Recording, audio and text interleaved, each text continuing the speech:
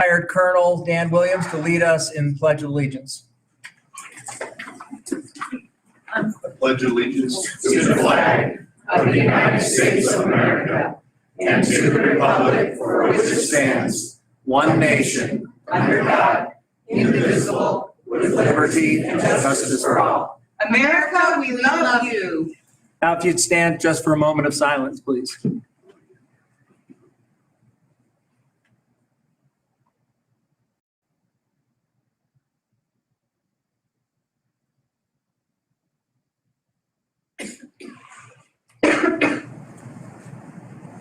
Thank you. I see I have made a mistake already. We have a second grader here this evening, a very special second grader. Well, hello there. I am so sorry. And which school do you go to? Gateway. At Gateway. And are you ready? Can you do the Pledge of Allegiance for us this evening? You're all ready to do it? All right, well, let's stand, and we're going to say it again because we live in a country that is worth it, isn't it? Okay. Why don't you come right up over here to the microphone at the end, Mike? I pledge allegiance to the flag of the United States of America and to the republic for which it stands, one nation under God, indivisible, with liberty and justice for all. All right.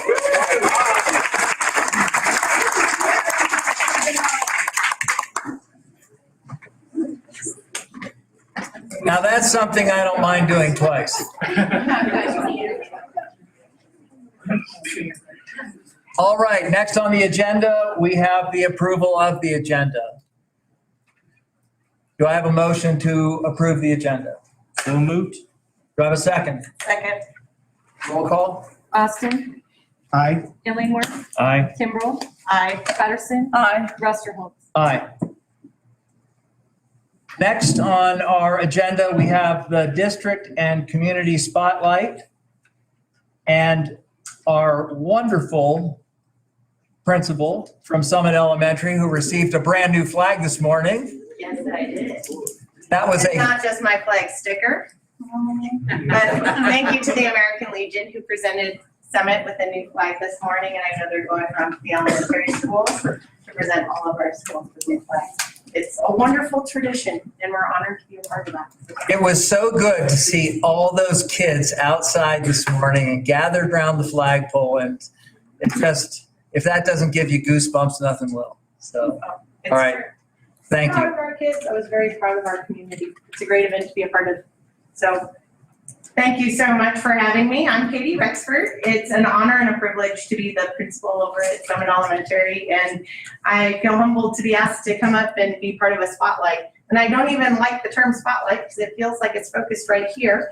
And while I was asked to speak about E3, which is Elevate Your Environmental Education, and Miss Tina Cusson said, well, about 5 minutes on E3. Do you think you can do it? It's like, I don't know if I can pare it down that much, but I will certainly do my best to give you an overview of what we do. And to do the program justice, and knowing that I only have about 5 minutes, I figured the best way to start is back when my third grader was about a month old. So I was coming back from maternity leave, and we reconvened as a leadership team up at Breckenridge to talk about the formation of our school year and what we were going to do. What is our focus? What is our drive? What are we going to be working on to help gear our students towards success? One conversation that we had, that I had the opportunity to be a part of, was talking about Catamount Institute and our partnership with this wonderful entity. We had already developed a collaborative relationship with Catamount Institute through their work with Columbine Elementary at that time. And we said, how can we do this more? Let's come together and figure out ways to bolster this relationship, this partnership, and let's figure out ways to keep kids engaged and achieving in all their academic areas. One thing that we focused on was knowing kids who experience learning in the great outdoors, when learning becomes tangible and real, then learning becomes their own and they grow because of it.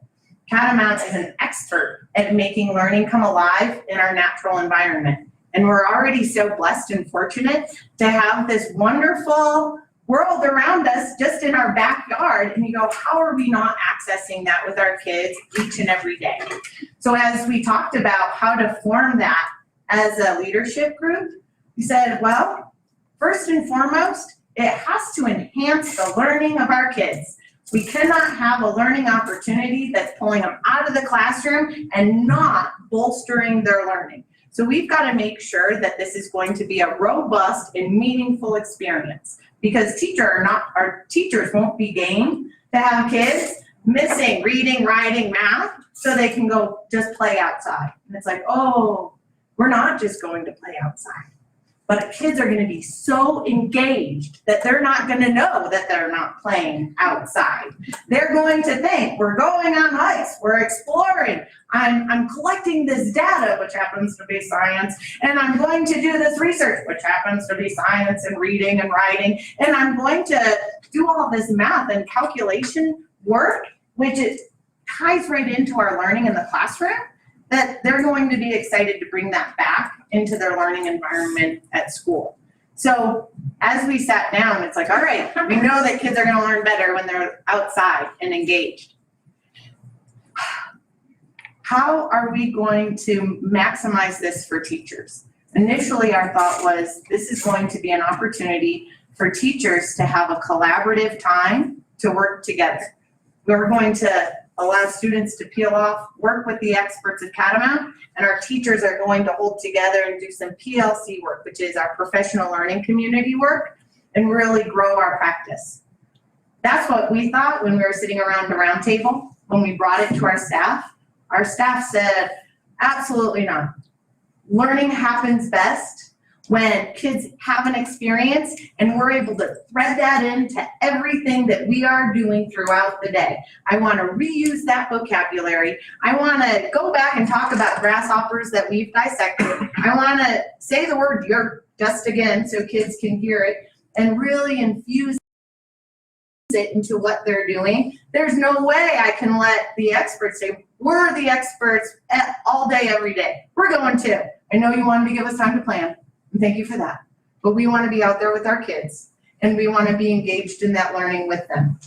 That's part of why E3 has become so powerful, because it's been unifying for not just our students, but for our staff and our students, because they're bolstering their learning in reading, writing, math, science, and they're building that community network as that learning is congealed all day, every day, and we're reusing those big, robust science words in our everyday classroom because the teachers know what they're focused on when they're out doing those field experiences. And I use the word field experience because it's not just a field trip.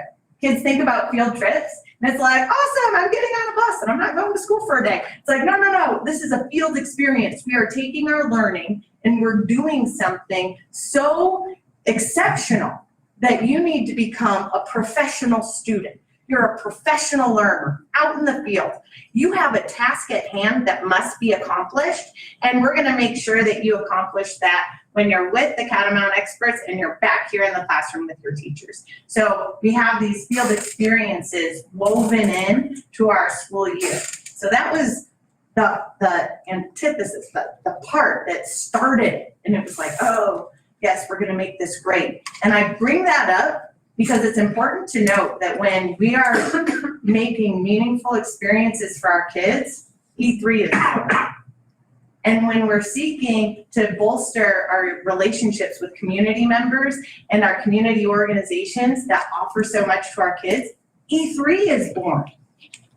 The people who are sitting around that table with me aren't sitting in their current positions anymore. Miss Wolkin has retired. We have a new principal at Columbine. Dr. Bowman is gone, and we've seen a few different iterations in the superintendent seat since then. It's not a person-dependent program, just like the programs we built here in Woodland Park School District. It's bigger than that. It's a philosophy. It's how do we give our kids engaging, robust, meaningful experiences that are going to make learning come alive for them. And how do we continue tapping in to the expertise that we have around the table so that way we can keep getting better? E3 has evolved many times. My third grader, who was 1 month old at the time, I knew that we were building E3 for her, even though she was only a month old. And even though I was really focused on the 5-year-olds and the 6-year-olds and the 7, 8, and 9-year-olds that I had currently in my building, I knew this program wasn't going to be a one-hit wonder, because that's not what we seek to build. We seek to build things that are going to evolve and grow with the needs of our kids, the needs of our community, and we're going to continue to adapt so we can get better. E3, I'm proud to say, has been different a little bit every year, and different in a better way. So as we started it, it was like every kid's going, Aspen Valley Ranch, fantastic.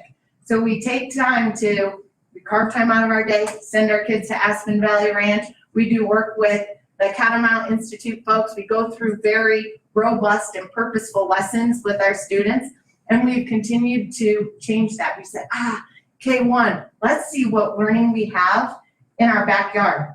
Our schools are situated in a location where we have a whole lot of environment to dig into, even up in Divide.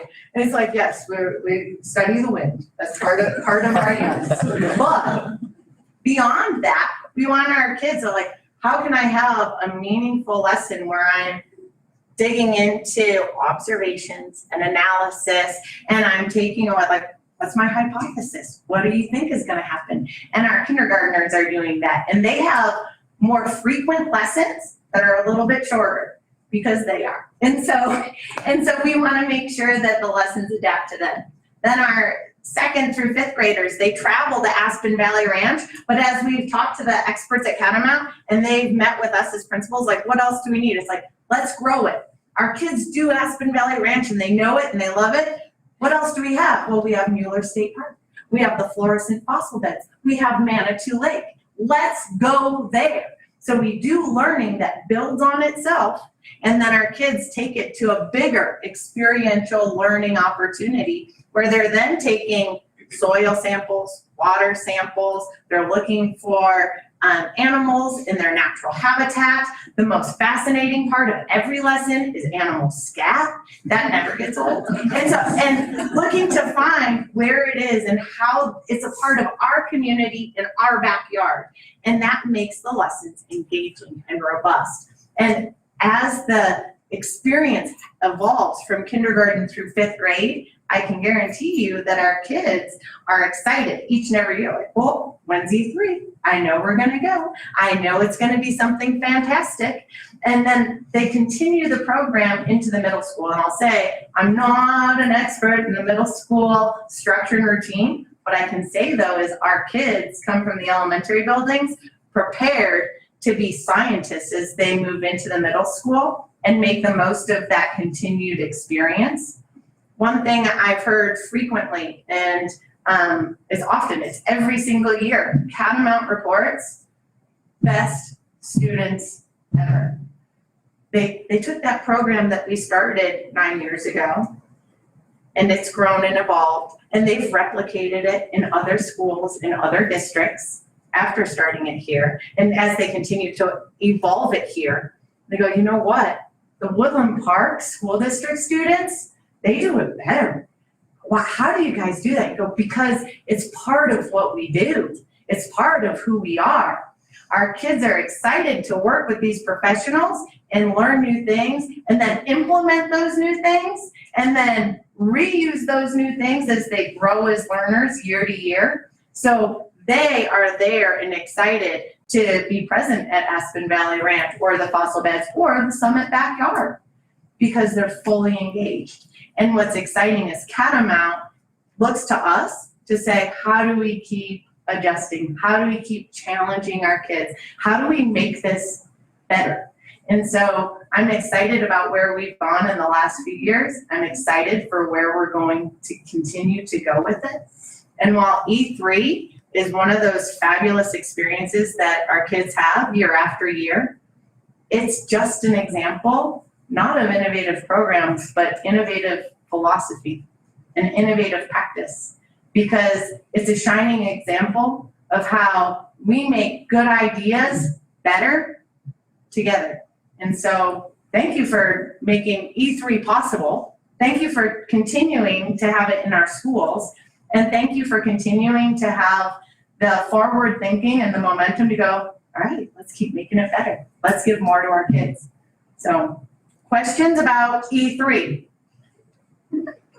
Mrs. Rexford, that was great presentation, and you've convinced me that maybe we should look into an outdoor focused track for kids. We offer all these wonderful courses, make available to them, but is that something that would be, that from your experience with the kids, would that be something people would be interested in?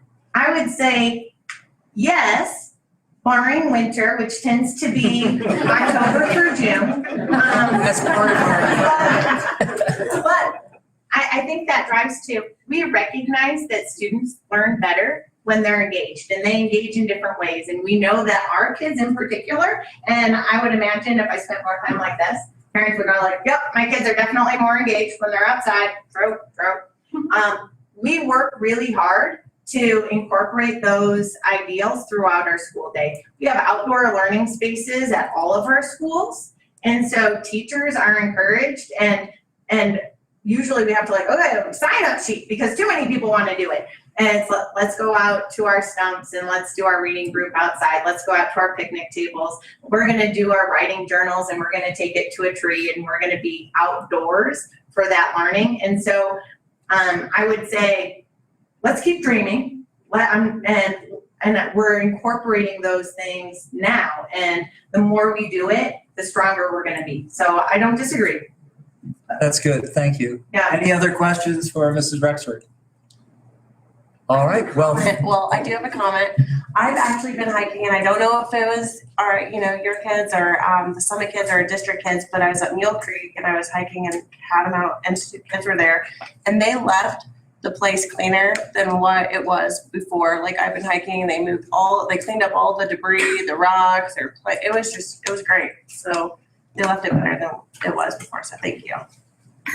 On behalf of them, I say you're welcome. And I wouldn't be surprised if it was our kids. I suspect it was. Because our kids very much so care about our community, and that's part of what they learn. And they leave it better than they found it. And that goes back to the comments and compliments that we get from Catamount Institute quite regularly, is that our kiddos are prepared to be engaged in their learning, and they seek to be fully immersed in it, and they own it. And that's part of them owning it. So that's awesome. Thank you. Absolutely. thank you very much. You're very welcome. Thank you.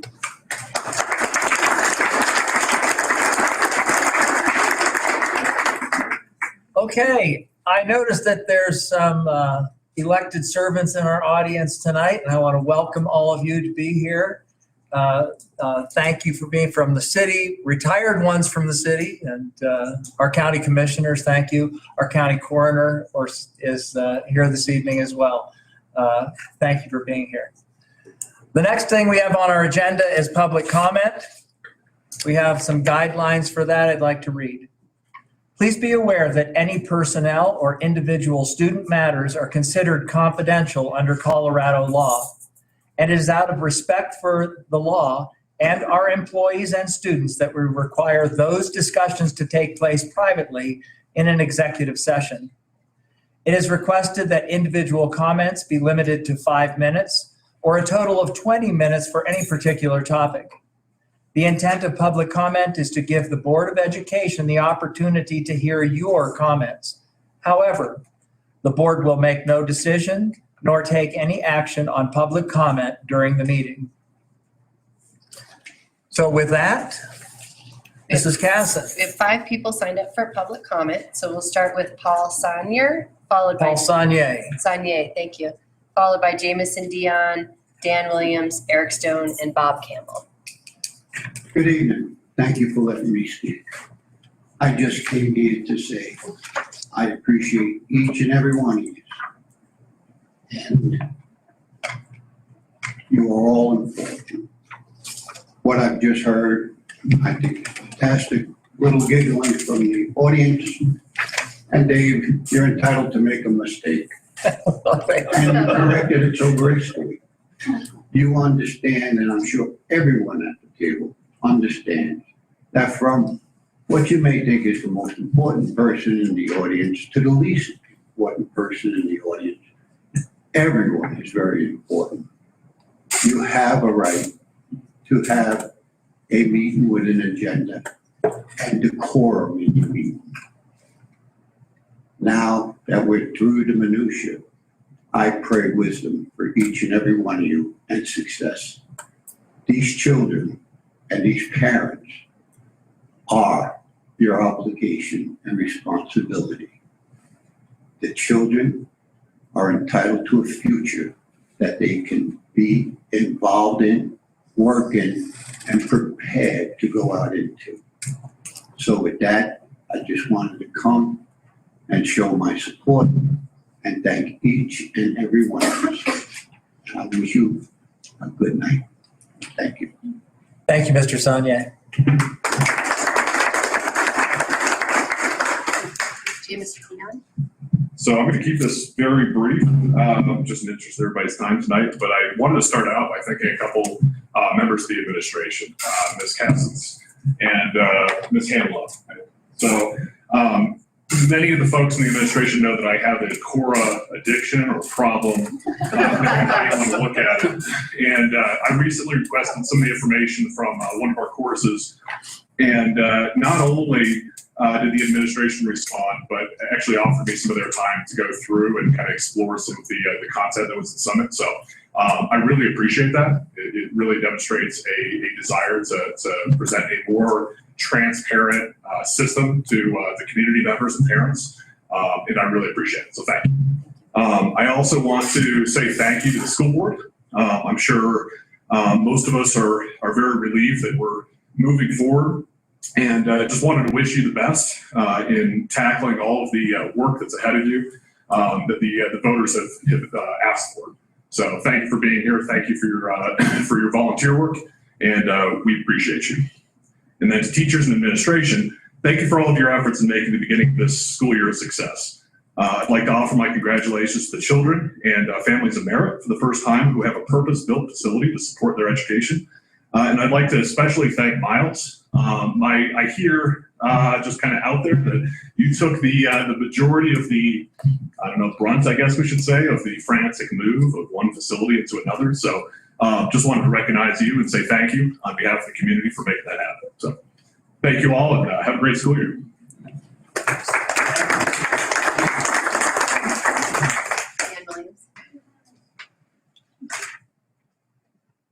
Dan, I'm sure that Mr. Sonye was not talking about you as the least. I didn't want that, miscommunications. So I'm Dan Williams. I'm a county commissioner for District 1, the current chair of the board of county commissioners. I'm here with Bob and Eric, and this is posted. We're here officially as commissioners tonight to say a few things. Nothing I'm going to say is an indictment. I'm happy to see us smiling. I'm happy to hear some laughter. Paul and Jameson, thank you for those comments. I'm here to ask for unity. This board was formed about 2 years ago. And as you know, we came in under a divisive election in 2020. I'll leave it at that. We came in the middle of COVID, where this county and this country and the city was divided. And we spent 2 years trying to rebuild this community. I think we're doing a pretty good job. You guys see that today in the paper, whether it's the Florissant Fire Board, whether it's Cripple Creek. Tomorrow we're going to put a new mayor in Victor, for example, and we watch this. There's a reason we were silent during the recall. That's an election. We're not going to interfere in an election. Now, do we get calls? I'm going to tell you a few calls I got. Again, this is from the heart. And remember, my theme is I'm asking for unity. So I've been a public servant my whole life. I was a warfighter for 30 years. I went to war 5 times. You guys just came out of war. Thousands of people rose up against this school board. They're not bad people. You're not bad people. In fact, I'm going to ask those people to give the school board, you guys are full support now. War's over. We had a casualty of war. He's called Matthew Neal. I talked to Matthew on the way over. That's sad. He was a world-class superintendent. Again, not a judgment, not an indictment, but he's a friend of a lot of folks and spent his life serving students and teachers. To the honorable directors here, you are honorable and you've conducted yourself that way. Public service is tough. You know, so I spent my whole life doing it. I'm almost 60 years old now. I made plenty of mistakes along the way. But I'll tell you that wars end. And so on one side, you have you guys who won, and the other side, you have some really angry people that worked really hard to take you off your dais. You know who's in the middle? Our kids. They watched everything. You know, when you didn't see us at your school board meetings, I can tell you that Eric and Bob and I were watching it online. We also are pretty adept at social media, and so we watched some of the vitriol and all of that. And it's really easy to be that person, you know, again, no one in this room, but doing this, it's a lot harder to put on a jacket and come in here and face the music. So I would ask those that try to recall you to please support the board. They're doing their very best. They're not paid. Did they misstep? You know, they'll tell you if they did or not. I talked to Dave, had a nice conversation with Dave today. Thank you for being at Summit.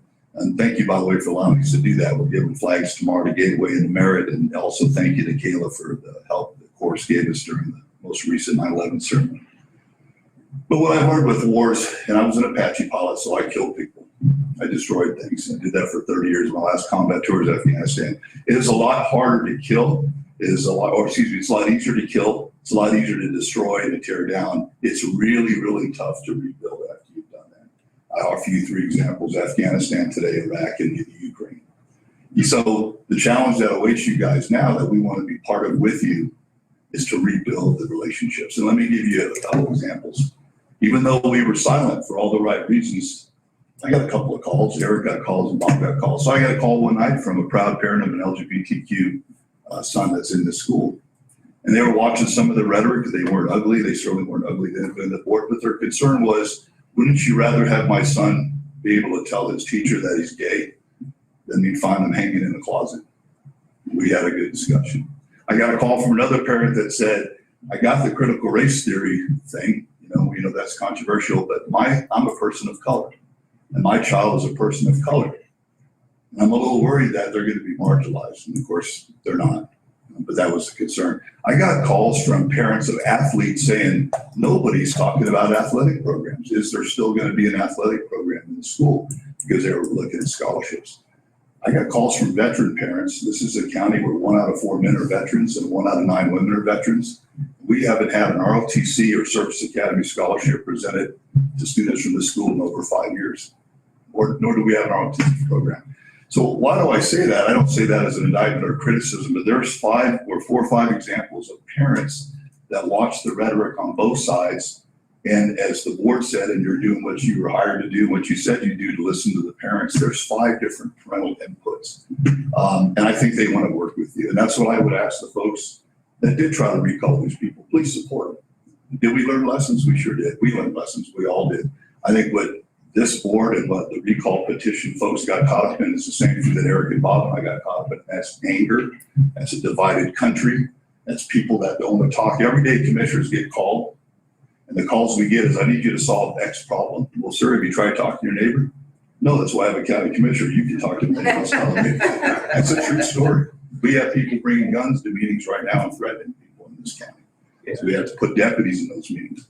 So I just say that now. I'm going to turn it over to the rest of the speakers, but I really appreciate you guys. I appreciate you hanging in there. Know that when the war is over, the anger still exists. There's still vitriol out there. I'd ask the folks that have keyboards to lay down your sabers and support these guys. Give them your ideas. The people that call me, call them. They'll work with you. To you guys, I know you're going to continue to listen and sort of lick your wounds, and we've got years to go. It may not be a surprise to you. I'm like Cassie. I'm waiting to find out what the scores are, but we're not leading the world right now in space. We're not leading the world right now on the oceans. We're not finding the cure to cancer or AIDS. And the people that are going to do that aren't the people in this room. It's that little boy that I actually stepped on. And so that's really all I'm asking you to do. Please, let's unify. We want to be with you to the extent that we can help you, that we can speak, that we can come to your programs. We believe in you. I believe in you. I have faith and confidence in this board. I have faith and confidence in both of the acting superintendents. I think that's what we're calling you. I miss Matthew, you know, and that was a decision you made, and I respect that. But he was a human being caught up in this. And just remember that our kids are watching. The kids watch this. In fact, early on, some of the kids weighed in on it. I think they came and talked to you guys. So I'm not embarrassed about that. If the kids are watching now, and I know we have members of the press here, we're all fallible. We've all fallen short, and we can ask their forgiveness, but we can learn and we can get it better. So God bless you guys, and thank you for the opportunity to speak to you. Thank you, Commissioner Woodley. Eric Stone.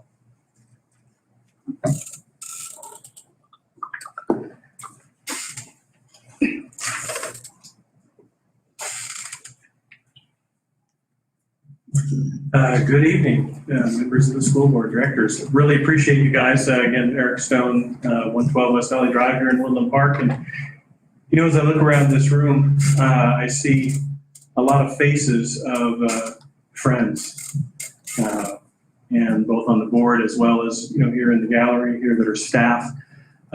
Ms. Gannon, we raised our kids together here in this school district. And we're still friends. And we're still friends, even though she was assistant principal. Luckily, no issues. But, you know, Mr. Garrett, our kids went to high school together, worked plays together, sang together. Ms. Cousins, our kids didn't go to school together, but they participated in music programs together. And I remember, I don't even remember how many years ago it was, but when Bill Brown, our kids were on stage together, and you know, your beautiful daughters, beautiful, brilliant daughters, I might add, are just achieving wonderful things out there in the world, all because of the school district, and not just because of the school district, though.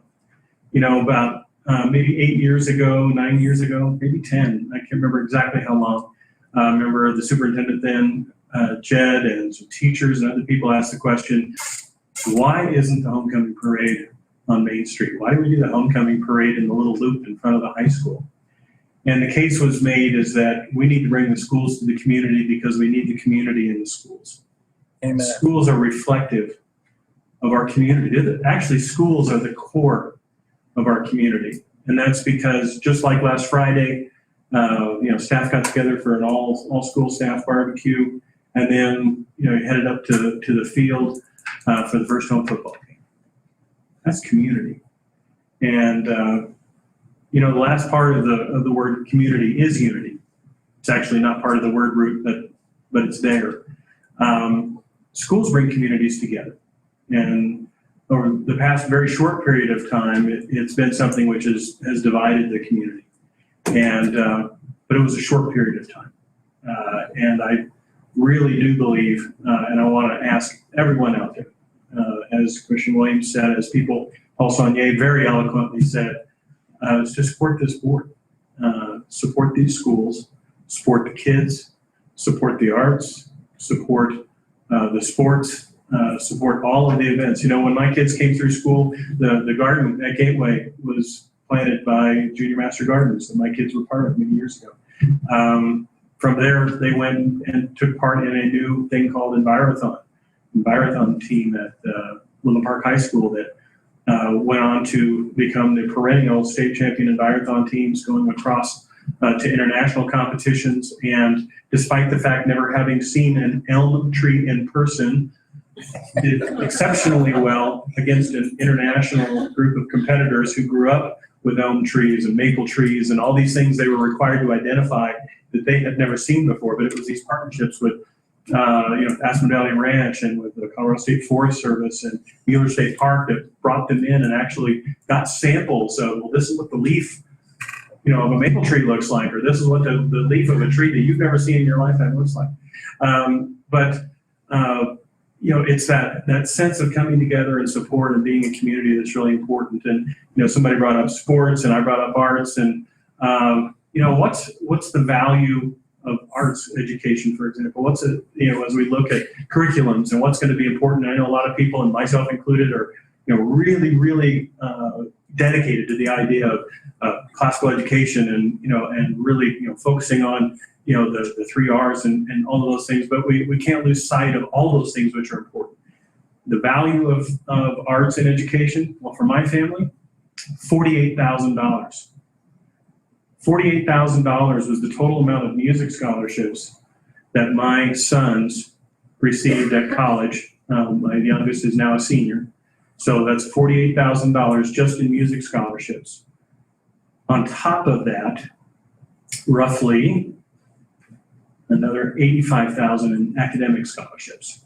So add those two of $120,000 academic and music scholarships that were available. Kids are looking for pathways to that next phase in life, whether it's college, whether it's trades, whether it's military. And it is this school district that's going to give them that opportunity. It's at this school district that's going to do that. I want to really strongly recommend just the administration while I have the podium here. I'd love you to redouble your efforts in regards to leadership programs. My sons through this school participated in many leadership programs. Rotarians do a statewide leadership program. Rocky Mountain Youth Leadership Program is another one. There's Kiwanis. Kiwanis has one. I know that Boy State is another. Our counselors need to be seeking those out. My youngest son just got asked to come back and be the student-led director of the Rocky Mountain Youth Leadership Conference at the age of 21. They needed somebody who was going to be a leader. And that's what this school district is going to do. Next generation of leaders. So I just want to impress upon you, let's focus on the kids. Let's focus on the outcome. And the outcome is not going to be equal for every student. The outcome is going to be based upon what we put into them, what their families put into them, and then what they themselves put into their experience here in Woodland Park Schools. My kids started in kindergarten, went all the way through high school. Proud alumni of Woodland Park High School. And again, just want to ask everybody to support this board, support these schools, and come together because our kids deserve it. We deserve it. You guys deserve it. Thank you. Thank you, Commissioner.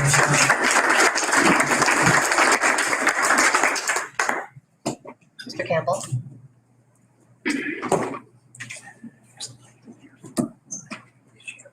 Good evening, Bob Campbell, Teller County Commissioner. I wanted to talk to you about the positivity of serving. I had the lucky and honor of serving this community for more than 20 years in a variety of different roles, including Treasurer's Office and Commissioner's Office. I realize you guys got a tough job serving the public. You have a 3-stool leg or a chair to sit on. It's not always easy on a 3-legged stool. You got to serve the voters that put you in these offices and sometimes can take you out of these offices. You got parents that are parents of the students. You got the students themselves, which is the focus. But you also have your family, your staff administrations that work for you.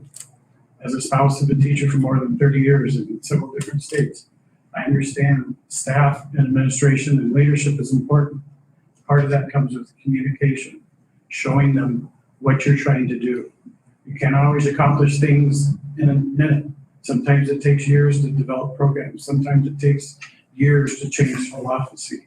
But if you're positive, things work better. All the years I've served the public, I consider almost 99% of those days positive. Yeah, there's some tough days when you get taken out by complaints and staff members and constituents and stuff like that, but that's the tiny little part. It's a positivity of serving. And part of that process is everybody in this room, part of the employees. We also had the student that was here. So it's a multi-legged stone. And you've got to be positive all the time. You accomplish so much with positivity as opposed to negativity. So I'd just like to say thank you. As the parent of 2 kids who went through this program, very successful adults now, they're both in their 30s, both have good careers, totally different kids. One completely opposite than the other, but they're successful because of the experiences they've had at this school. But it was positive experiences. It was reinforcement at home. It was reinforcement by teachers and guidance counselors and all the curricular activities.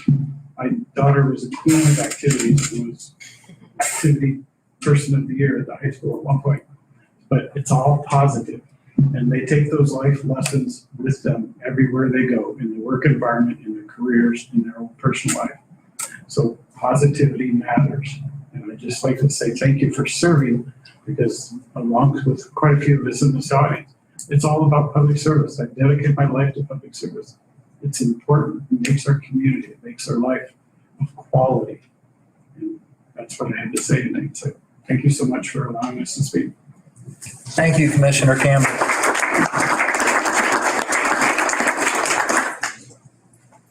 Any more? That is the end of our public comment. I want to thank all of you for participating in that. Our next thing on our agenda is our consent calendar. Do I have a motion? I'll move to approve it. Second. This is Kelly. Roll call, please. Austin. Yes. Barnhart. Aye. Kimbrell. Aye. Patterson. Aye. Rusterholz. Aye. Okay, we move on to number 7, information items. We'll start out with our chief of staff and interim superintendent, Mr. Del Garrett. So after the public comment of all the positive and all that, which I appreciate and agree with, I'm going to talk about COVID. So kind of a negative, potentially negative topic. So during the short straw on this one, what we're looking for is our discussion across the board, across some direction on where we want to go with our mitigation strategies and our ability to communicate that with our families and our staff correctly. So in your package, I believe you've got the 22-23 COVID protocol board information sheet. And this was just a little bit of the information that is out there that we kind of started with. I want to give a little bit of history.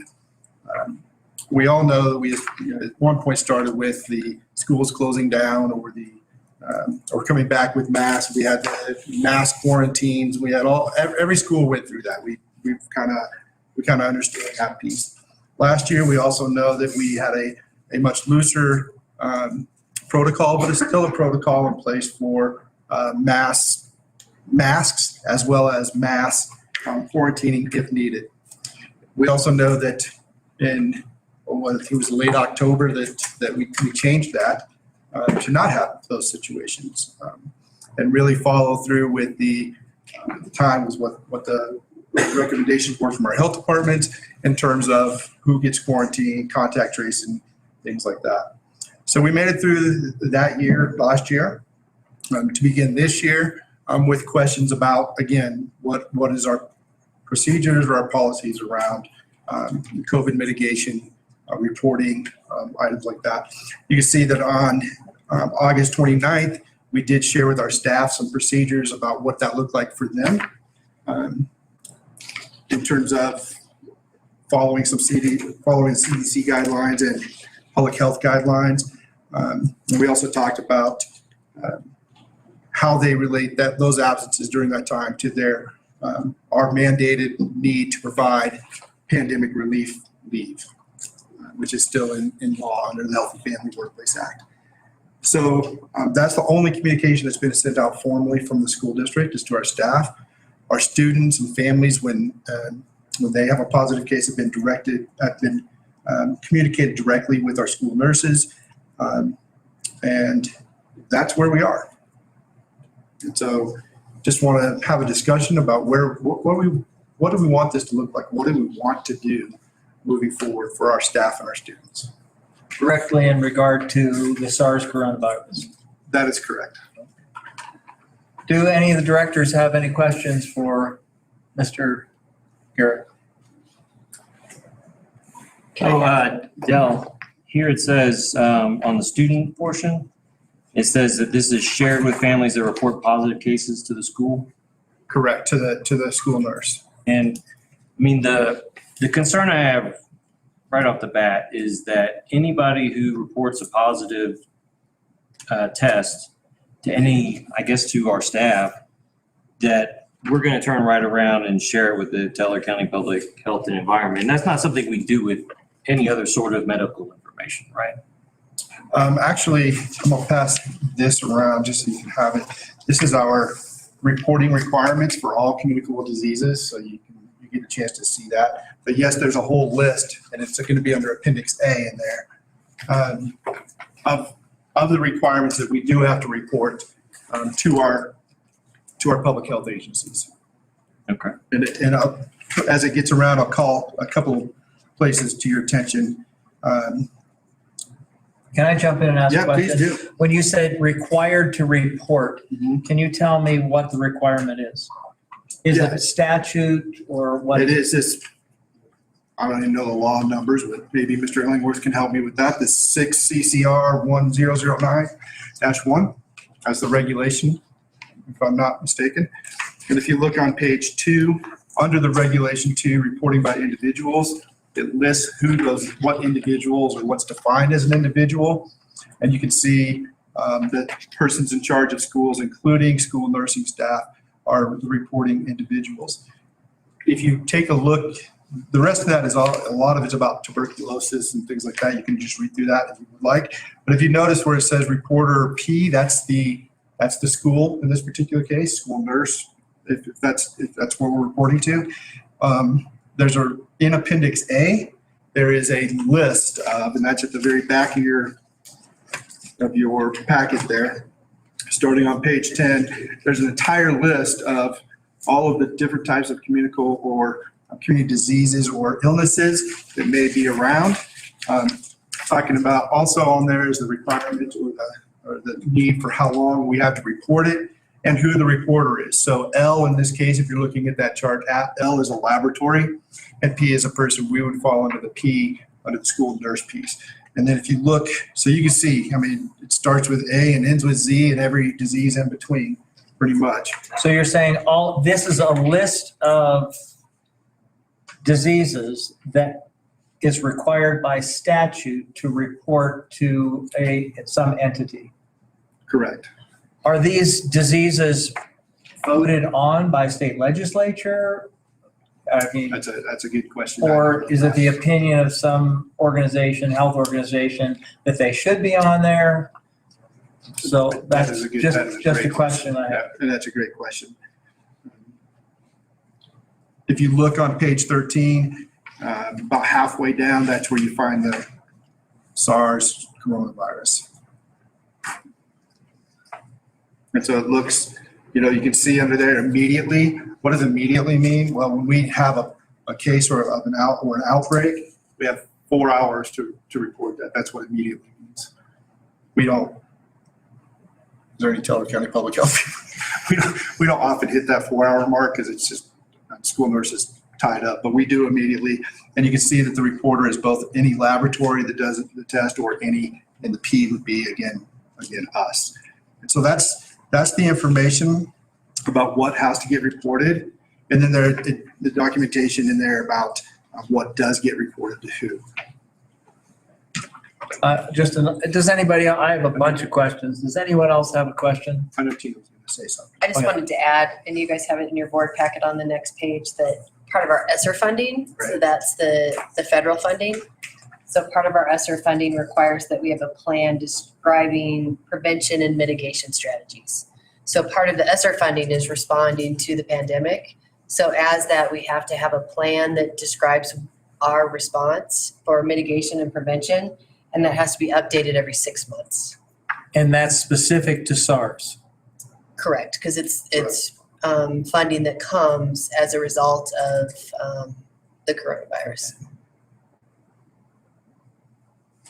And I think it's important to point out as well that when we're talking about the reports coming back to us, we're not mandating that somebody reports to us. We're not giving tests. It's even loosened up so much this year, and rightfully so, that there's not even contact tracing that occurs. It's when any of those diseases or illnesses that are listed get reported to us, then there's a reporting requirement that goes with that. So if it gets reported to the school, then there's a requirement from the administration to follow statute in regard to that disease. Yes, So, correct. so if John's son gets sick and he's there on vacation and he tests positive for SARS, he does not have a legal requirement to report it to the school, or whether it's hepatitis or chickenpox. Correct. Okay. Anyone else? Well, what I saw from the ESSER thing is that we apparently have to have a separate plan for COVID. it seems to be pretty flexible as to what It is. that plan is. They give some guidelines as to, they say these are recommended, Yeah. but, yeah, we just have to have a plan. And there's nothing in the law that requires us to force students or staff to tell us that they've had a Nope. positive COVID test. Or in our current policies. So we don't, it's just if they happen to voluntarily tell us that. Phil, is this similar to the plan or Tina, last year, similar? It's similar in how we finished up the year. Different in that there was contact tracing and quarantining involved with that last year and not in our current interpretation. And who does that get reported to? For, let's just say for SARS. So it would be reported to, my understanding is Teller County Public Health, who then takes the data and sends it to the State Department for their tracing. It's not State Department, it's State Health. The health department. Yeah. Colorado Public Health. Colorado Public Health Environment. Is there a person's name attached to that report? There, it is listed in there, and yes, that is the case. The person that submits it? No, or- the person who was sick. Yes. But there's also agreements at the state level. I mean, there's agreements that data is only used at, I can't tell. Privacy data. Yeah, the privacy data, thank you. If a parent or teacher wants to tell the school district, then, at least they'll know. And you sent this out in email, I believe, to all the staff. Is that right? Correct. Yeah. And so they'll know if they want to submit, but it's not mandatory. Is this, do we have this posted on the website somewhere, Joe? The current school guidelines are under the health tab in our website. Okay.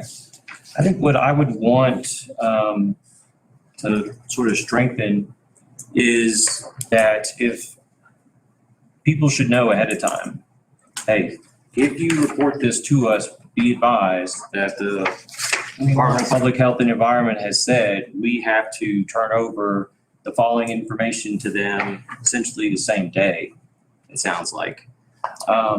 And so my concern would be like here where it says this is shared with families that report positive cases. It's like, I would want people to know upfront what they're getting into in case they're concerned about, that information being shared, things like that. So I guess that's what I would ask is if we could kind of put that upfront, make sure nobody then has hard feelings about, whoa, I thought I was trusting you guys. I thought this was private and confidential.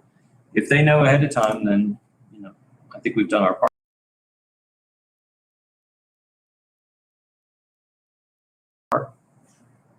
Yeah, I agree with that. It's part of the whole transparency thing and informing people of what the next steps are. And I think this is an important next step. And I mean, I'll say, I don't think we should have to do that. But if this is what the regulation is and we're legally bound by it and we'll take an oath to follow the law, I've had to take it a couple times, then that's what it is. So whatever we can do to make sure people are aware of our legal requirements so that they can make informed decisions as part of that process, that's all well and good. So I think that's good. I like that. you feel comfortable? To include maybe either a hyperlink or a reference to the 6 CCR Yeah. 1009, because there's a long list of illnesses. It's not Yeah. specific to the coronavirus. So, yeah, I think that type of information is helpful for parents to know. Yeah, like, and when. For all of us to know. But the spirit of the law is related to, there's some suspicion perhaps about, the misuse of private information. I understand that, I get that. But the spirit of the law is to help safeguard communities from widespread illness. And so I think given the spirit of the law, we don't necessarily want to hide or discourage the process. We just want to help people make informed decisions on what they're going to do. Because it might actually be the most prudent thing to actually report if there is and it doesn't have to be specific to coronavirus, SARS. It could be any one of these things. And I think that's the spirit of the law. And I want to make sure that we're not inadvertently communicating that we want to encourage families to withhold information that might help safeguard a community as well. So both and. I don't think where our intentions are to discourage families from that information, but I think it's the privacy of names getting out there is important. And so, but what would the process be if a student calls, a parent calls and said, my student's going to be out for the next 10 days, you already have that information of what the student's name is. So how do you report that student's name, or do you have to get the parent's permission to correlate that into the system? How does that work? I mean, a parent's just not going to say, oh, my child's going to be out for 10 days. So I think maybe there's two questions there. I'm not sure. At least. So the first part would be the who's going to be out for a certain amount of time. Yeah, we would have that information based on, just like any other illness. If I had the flu or strep throats are probably a really good example with little guys, right? They have the strep throat and we get the doctor's note that says they can't return to school until 24 hours after receiving antibiotics or whatever that may be. We do that. We do have that information. When we get the other information that's listed in those parts, our school nurses are the ones who upload that information, particular to whatever that is, chickenpox or whatever. It may not be that the health department comes in and goes, you have one case of chickenpox, we're shutting down the school from March to May. They're not going to do that. But what they may look at, chickenpox may be a bad example, but they may look at that and go, wow, 40% of our students now have chickenpox or bird flu or whatever it may be. We need to protect the community. And then they may make some recommendations for quarantine or closures or whatever, which that's a whole different, that's a recommendation. But the nurse has these requirements, these regulations they have to follow, that they upload into their system, and that goes to Teller County Public Health and then just distributed to the correct agency. Because this is all coming from the Department of Health. Correct.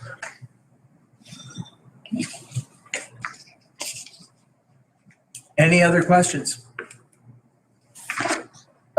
Dave, we don't really have to do, Dave's idea of strengthening that to inform parents of the information, I mean, did you get that? Is that something that we want to do? What are your thoughts on that?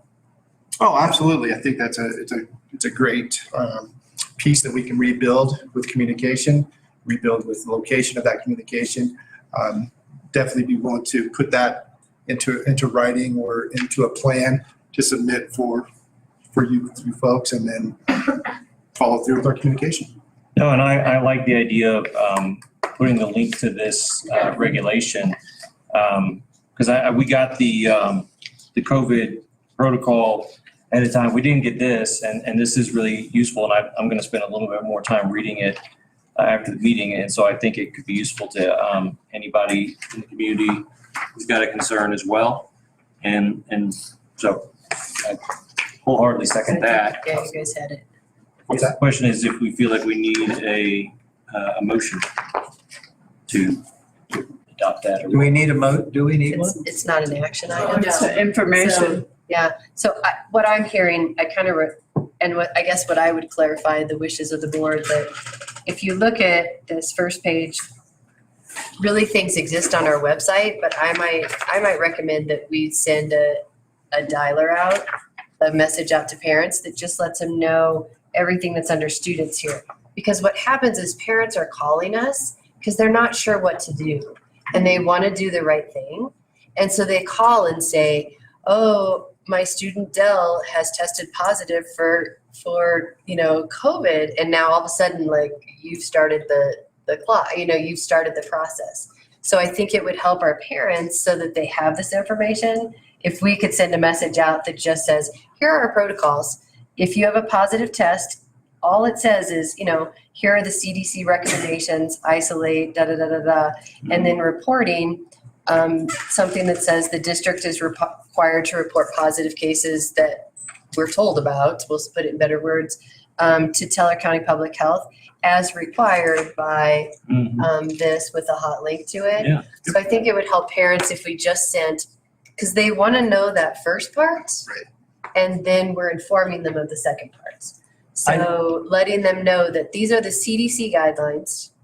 And, you know, if you call us, we will need to report that as required by this law. I would like to see the reporting put right up at the top, very first thing. That if you call the school, just so you know, because some people think, oh, we have a positive test for chickenpox, measles, whatever it might be, that we have a duty to report that, and here is what the CDC is suggesting that you do if your child has measles. So I don't know if anybody gets it, but I've had it. Yeah, and I think that's going to help parents make an informed decision, because I know some of them are going to want to call and say, you guys need to know about Well, they're this. like, what do I do? Yeah. That's why they're calling. They don't know what to do. Right, but they also want to alert other people and things like that, and make sure anybody else who's been exposed are at risk. So that lets them make an informed decision, you know. If that's what you want to do, be advised, it doesn't stay with us, you know, it's going to go to other sources. So, great. So I think we can just push out a message to our parents, just letting them know, here are our protocols, which we've not done at this point, and then we can update our plan for ESSER. And in that, you might want to put that, and by the way, click on the link on our website to see a full list of reportable diseases. I mean, does that seem reasonable or not? Absolutely. Is the, are you guys still doing the COVID, you know, graph? Because I did click on that, like a few weeks ago, and I don't think it was even current, so. No, we have stopped the dashboard. The dashboard. Might be something, do we want to remove that and maybe substitute it for this? Sure. Anything else? Any other discussion on this? I thought that was good. You know, Thank you. I Thank have, you for the presentation.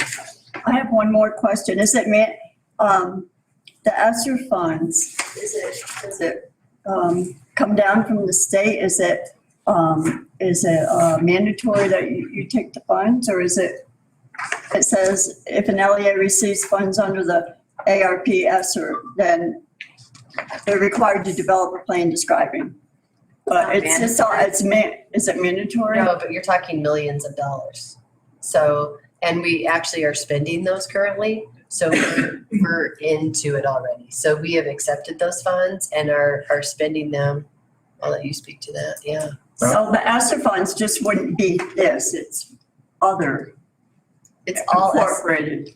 It's all ESSER funds. Right. We had ESSER 1, ESSER 2, ESSER 3, so we're Right. now in kind of 2 and 3. So this is just part of it? Yes. A portion of it? Yeah. Okay. And we would write, this would serve as our plan, so we're meeting the intent of that. It just says, here's our mitigation strategies. Okay. Is there an ESSER 4?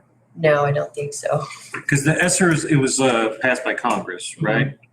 Okay, and then it was actually accepted, I think, before any of us excluding Chris joined the board. Yes. That was already in motion and done. Yeah. Okay. Good. Any other discussion on this? Thank you, Mr. Garrett. Next, you have another presentation for Yeah, us. I'm just keep going for a little They'll bit. show it in the- It's Tina, Miss Casson said this is the Dell show. I'll pay for it later.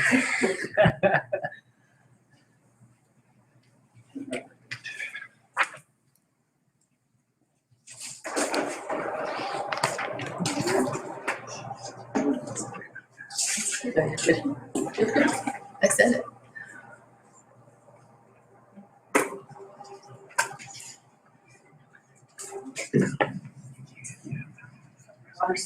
I know. No, it's okay. We just leave.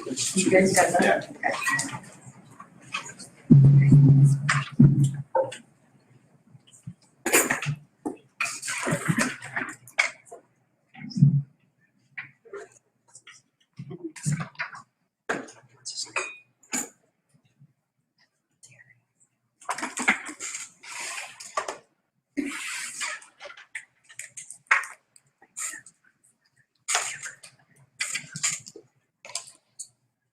All right, so every year we're trying to give an update on the educator effectiveness.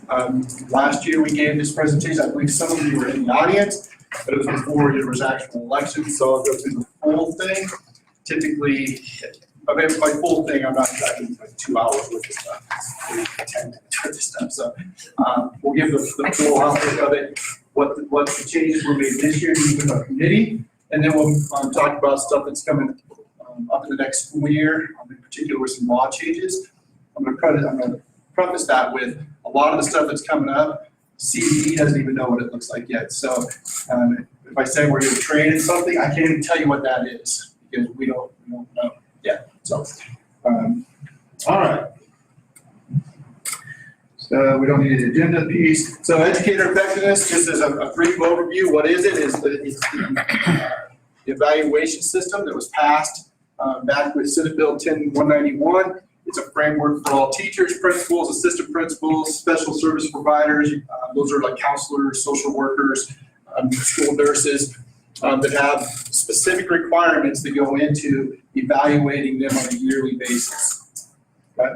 That is the essence of educator effectiveness. To give a little perspective, before this was passed, each school had their own evaluation system. Most of the time, at least the schools that I have been around, once a teacher or somebody hit what they call, back in the day, they called it tenure. I'm sure we've all heard that term, tenure.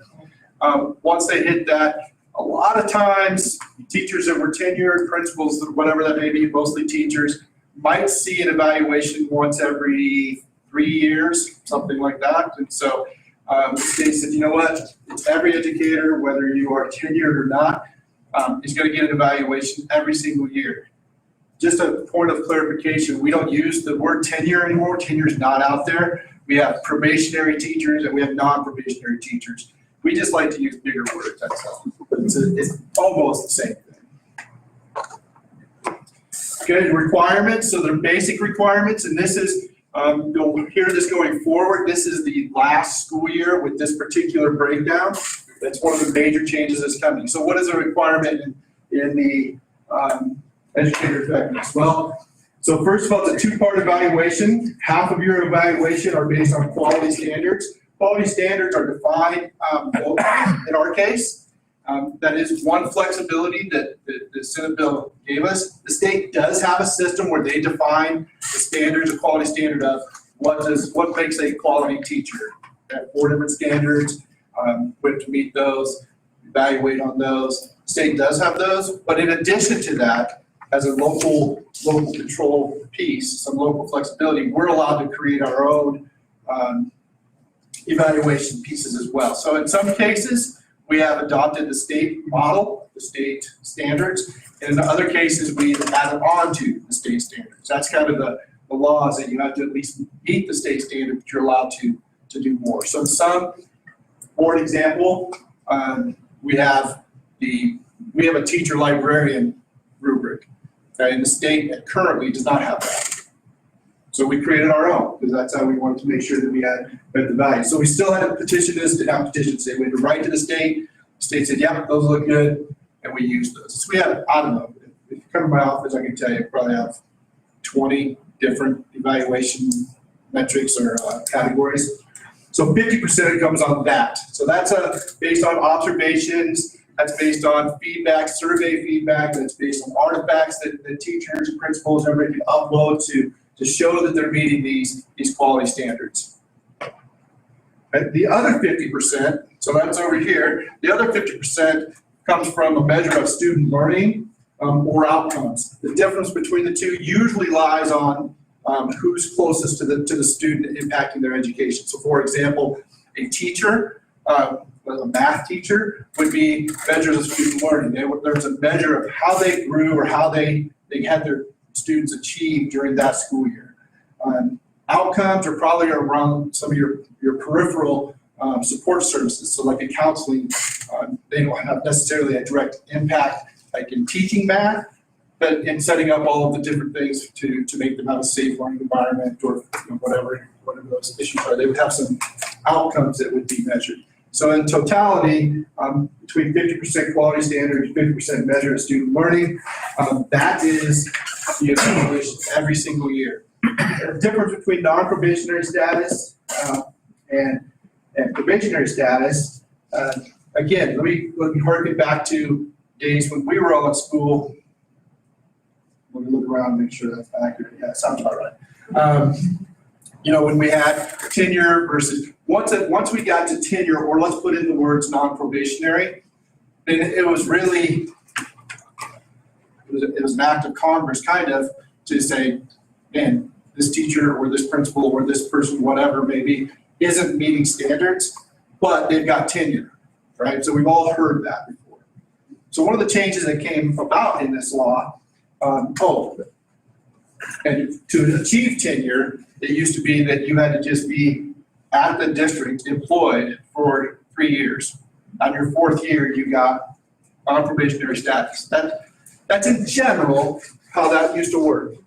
Now, you don't reach non-probationary status until you have 3 consecutive years of efficient or effective ratings on your overall evaluation.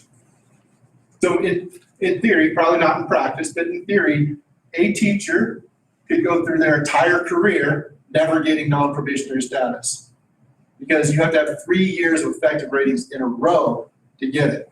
If you, let's say you go effective, and then something happened, you didn't get effective, you start the clock all over again. So you can see where maybe, in theory, you can go all the way through. In practice, probably not. Probably get to a point where you come out and talk about that.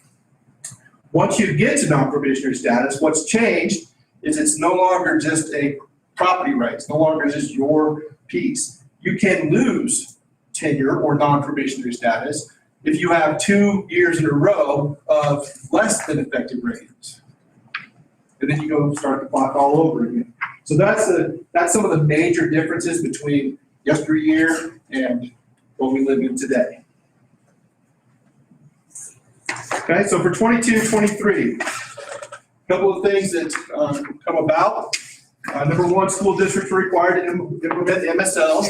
That's no different than the laws that previously was written. But remember, during this time of craziness over the last 3 years, the legislature made some changes. We bounced around from, no, we're not going to do any educator effectiveness ratings. Then we're going to do them, but there are no MSLs because nobody was in school, right? And so to fully implementing the system again. So again, 22-23, we have to have MSL. So MSL is short for the measure of student learning or outcomes. What's interesting about this is that this year, student growth from the Colorado Growth Model or our SPF may not be used in a collective measure of student learning. Lots of different reasons. They do have a growth model that's put out there. I find it interesting that they give us a growth model, they give us some growth data, and they say, oh, by the way, you can't use that in your evaluation, probably because it's not valid, I guess. Okay. So we can't use a student growth. So I can tell you, if you look, well, I'll get done in a minute. Effectiveness ratings will return to the 2 parts of 50% of quality standards. I wanted to point out a couple of things here. This is some of the work that the committee did last year. Standard 1, where it says it's 25%. So remember, there's 4 standards in a teacher rubric. And what it used to be is it used to be percentage or weighted based on the number of elements that were in that particular standard. So the ones in parentheses is what it was last year. The ones that are listed next to the parentheses are what the committee changed it to. So you can see last year, standard 1 based on weighting of the number of elements was at 20%. The committee came back and said, no, we're going to make that 25% and so on. So standard 2 is at 30%, 25%, and 20%. And the reason for that work, the committee met together and said, we need to align the weighting of our standards to meet what is really valued and stated in our mission statement and our beliefs, versus just haphazardly weighting them as a number of elements in the standard. Because you might have a standard, I don't know which one it would be, that's up to each individual perception. You might have a standard that has 20 elements, but really none of them are as impactful as you think, maybe standard 3 is as core elements. So we wanted to align more closely to the value system.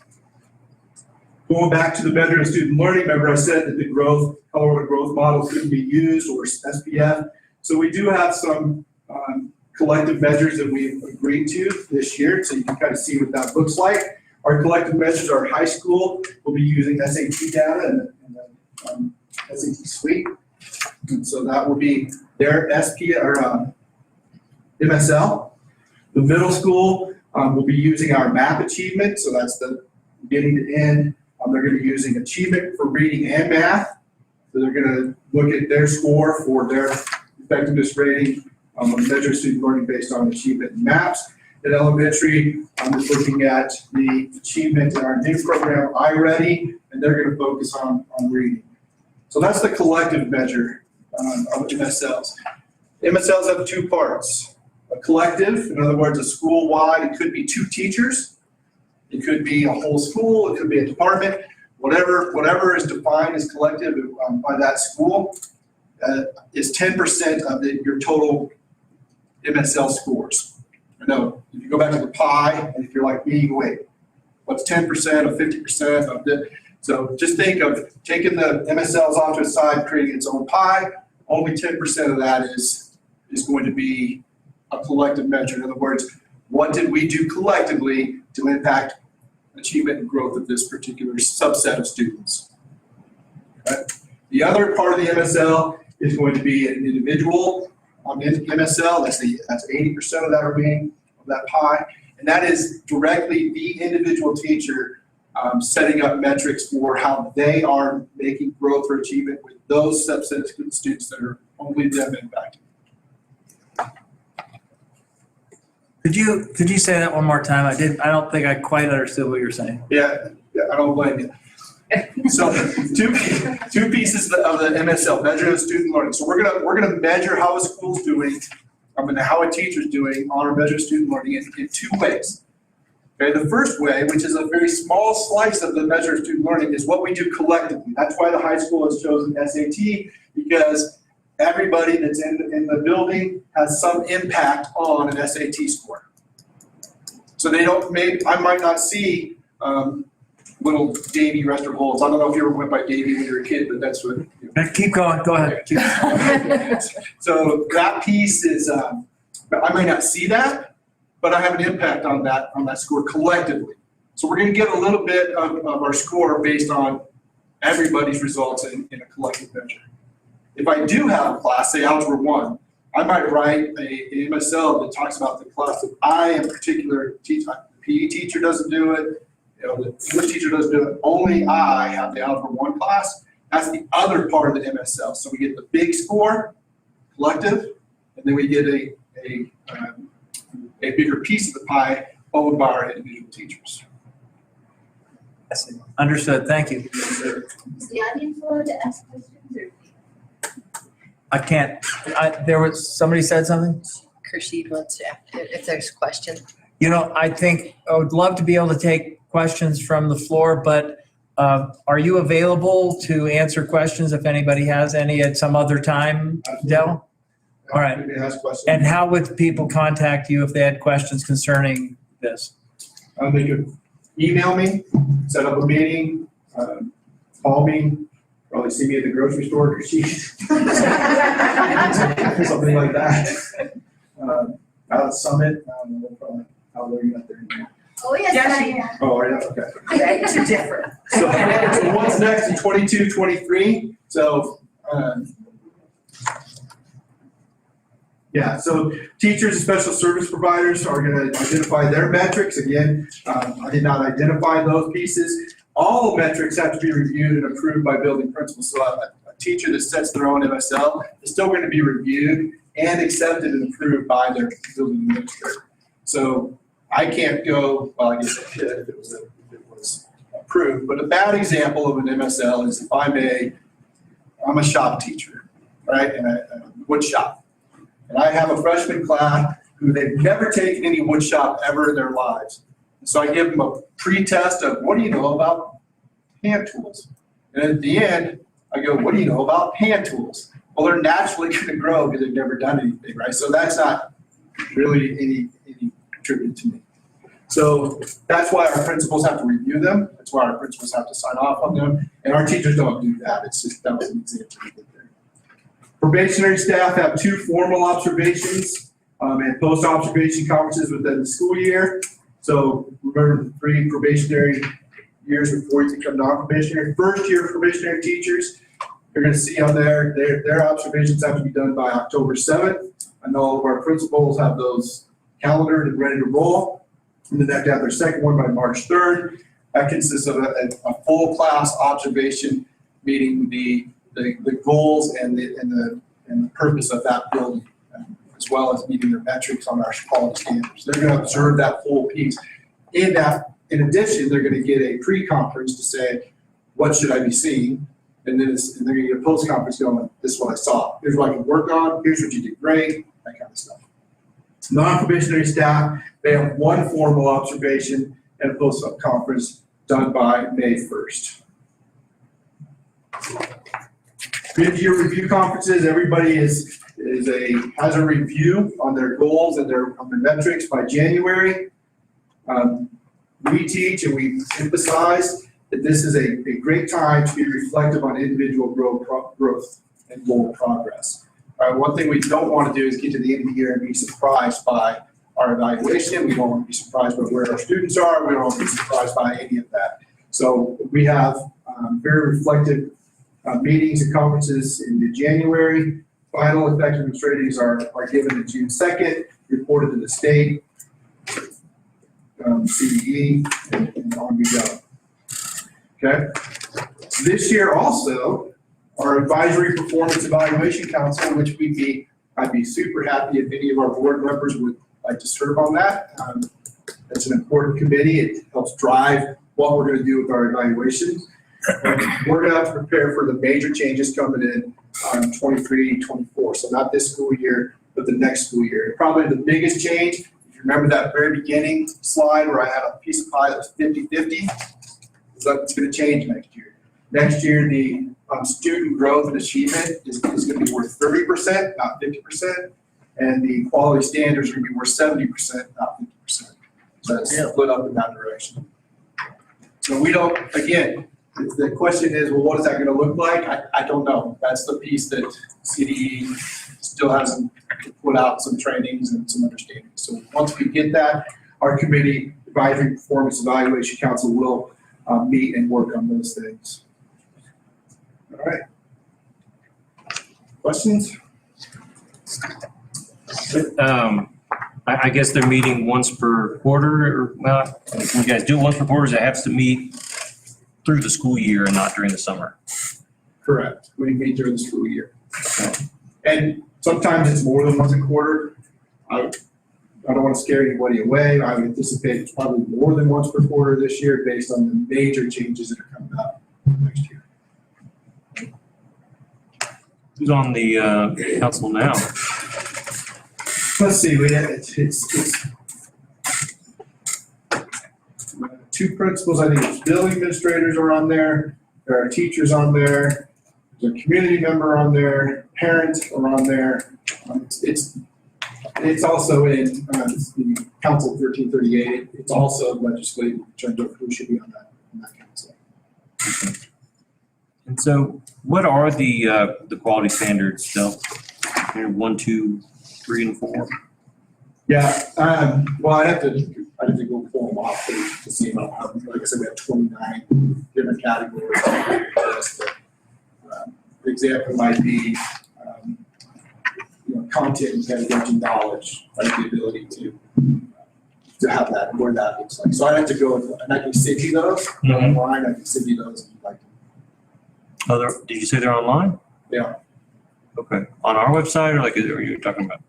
They're both on CDE and they're both on our website as well. Okay. But there's 29 different categories and they're squeezed into the 4 different standards. So we might have one that's a certified classroom teacher, then we might have one that's similar. The rubric is similar, but it's a certified special education teacher, teacher librarian, learning coach, general certified, so there's a bunch of them that apply to everybody in the school district at some level. So everybody is attached to one of the rubrics. And they all have different number of standards. Most of them have different number of elements within the standards, so. And then who does the conferences that are required? The evaluator, so typically the principal or assistant principal, and the teacher or SSB, that's their conferences. Okay. Is there any point at which like you and Ms. Cassins are involved in that, like at the end, or is it just like the principal reports to you guys? So the principals would be on the same evaluation cycle. They would have these conferences with Ms. Cassins, in charge of those things. And then during those conferences, likely the evaluation or the knowledge of what's happening with the staff is probably shared at that time with Ms. Cassins, as well as when we go into the building. And I would say throughout the year, we consult with principals. So principals will say, this is going on. We also walk together. So Dell and I both go out and visit schools and we'll walk through classrooms together. So I know he listed one formal observation. Our principals and evaluators are in classrooms every week. So they do what we call walkthroughs. So just walking through classrooms and seeing what's going on. So we'll do walkthroughs together. It's been a few years since our whole admin team did walkthroughs together, but I know the whole team is really looking at that we'd like to do that again to norm our practice. So we will pick a building and the admin team will come and we'll just walk through and we'll give feedback to teachers, but really it's to talk with each other. What did you see? What did you notice? What would you have coached? What would you have, had accolades for? So we just worked as a PLC, like a professional learning community. We walk together and try to norm our practice. Mm-hmm. And also with the MSLs this year, we talked about having a buddy system where, like Cindy Gannon's like, here's my MSLs for my staff. And it might be that Katie's her buddy and she's going to read them all and be like, these look good. I don't know what this one meant. This doesn't seem rigorous enough. So someone that just puts another set of eyes on that. Because we spent some time already this year just looking at last year's teacher measures of student learning and just looking at, some were probably written better than others. And so how do we help hone that practice so that we have quality measures of student learning? Because a measure of student learning boils down to a number. Mm-hmm. So when you take a counseling practice and say it boils down to a number, so you got to have a goal, some kind of measure that's going to give you a number that you can compare. And so sometimes that, PE boils down to a number. Band boils down to a number. Mm-hmm. So sometimes it's a little easy. Math, they're like, we got it. We got numbers down. But sometimes, principles boils down to a measure that has a number attached to it. Well, when you say there's all these different categories that go into these different standards, which are then weighted differently, I mean, are we talking like a multi-page form with different boxes and everything like that? And is that, so?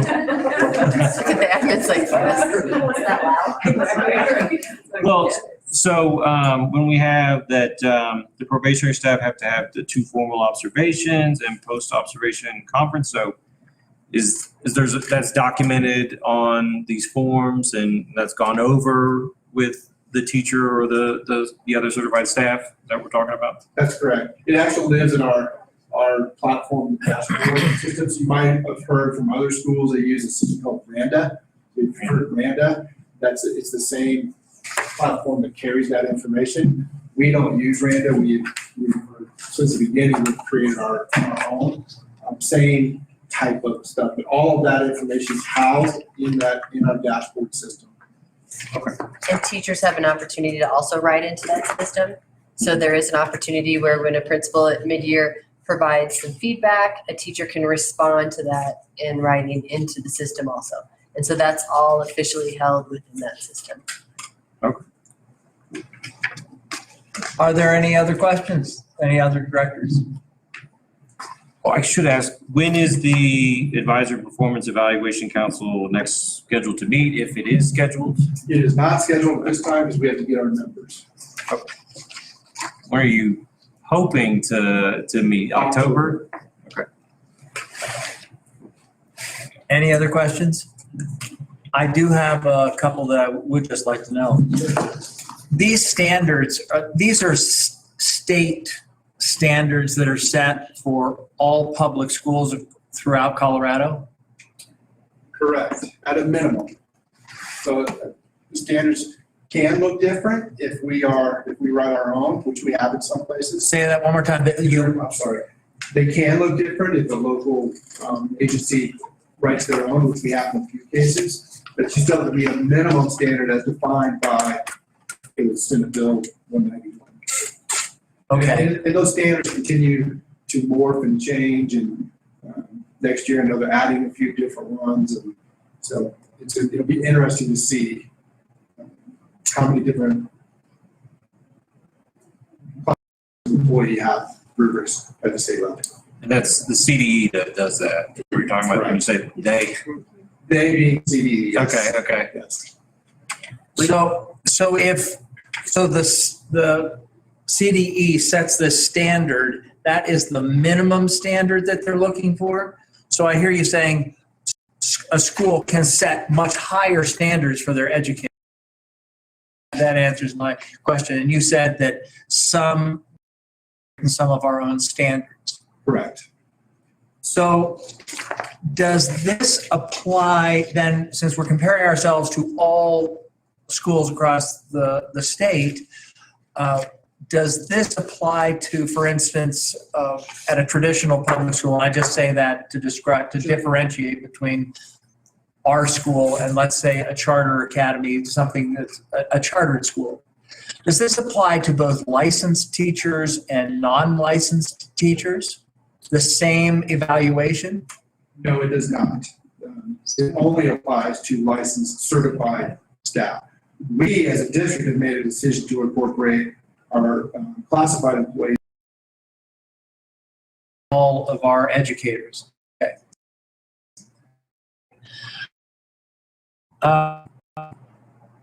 So my other question, say standard, what the minimum standards, we're meeting and exceeding our own standards of things.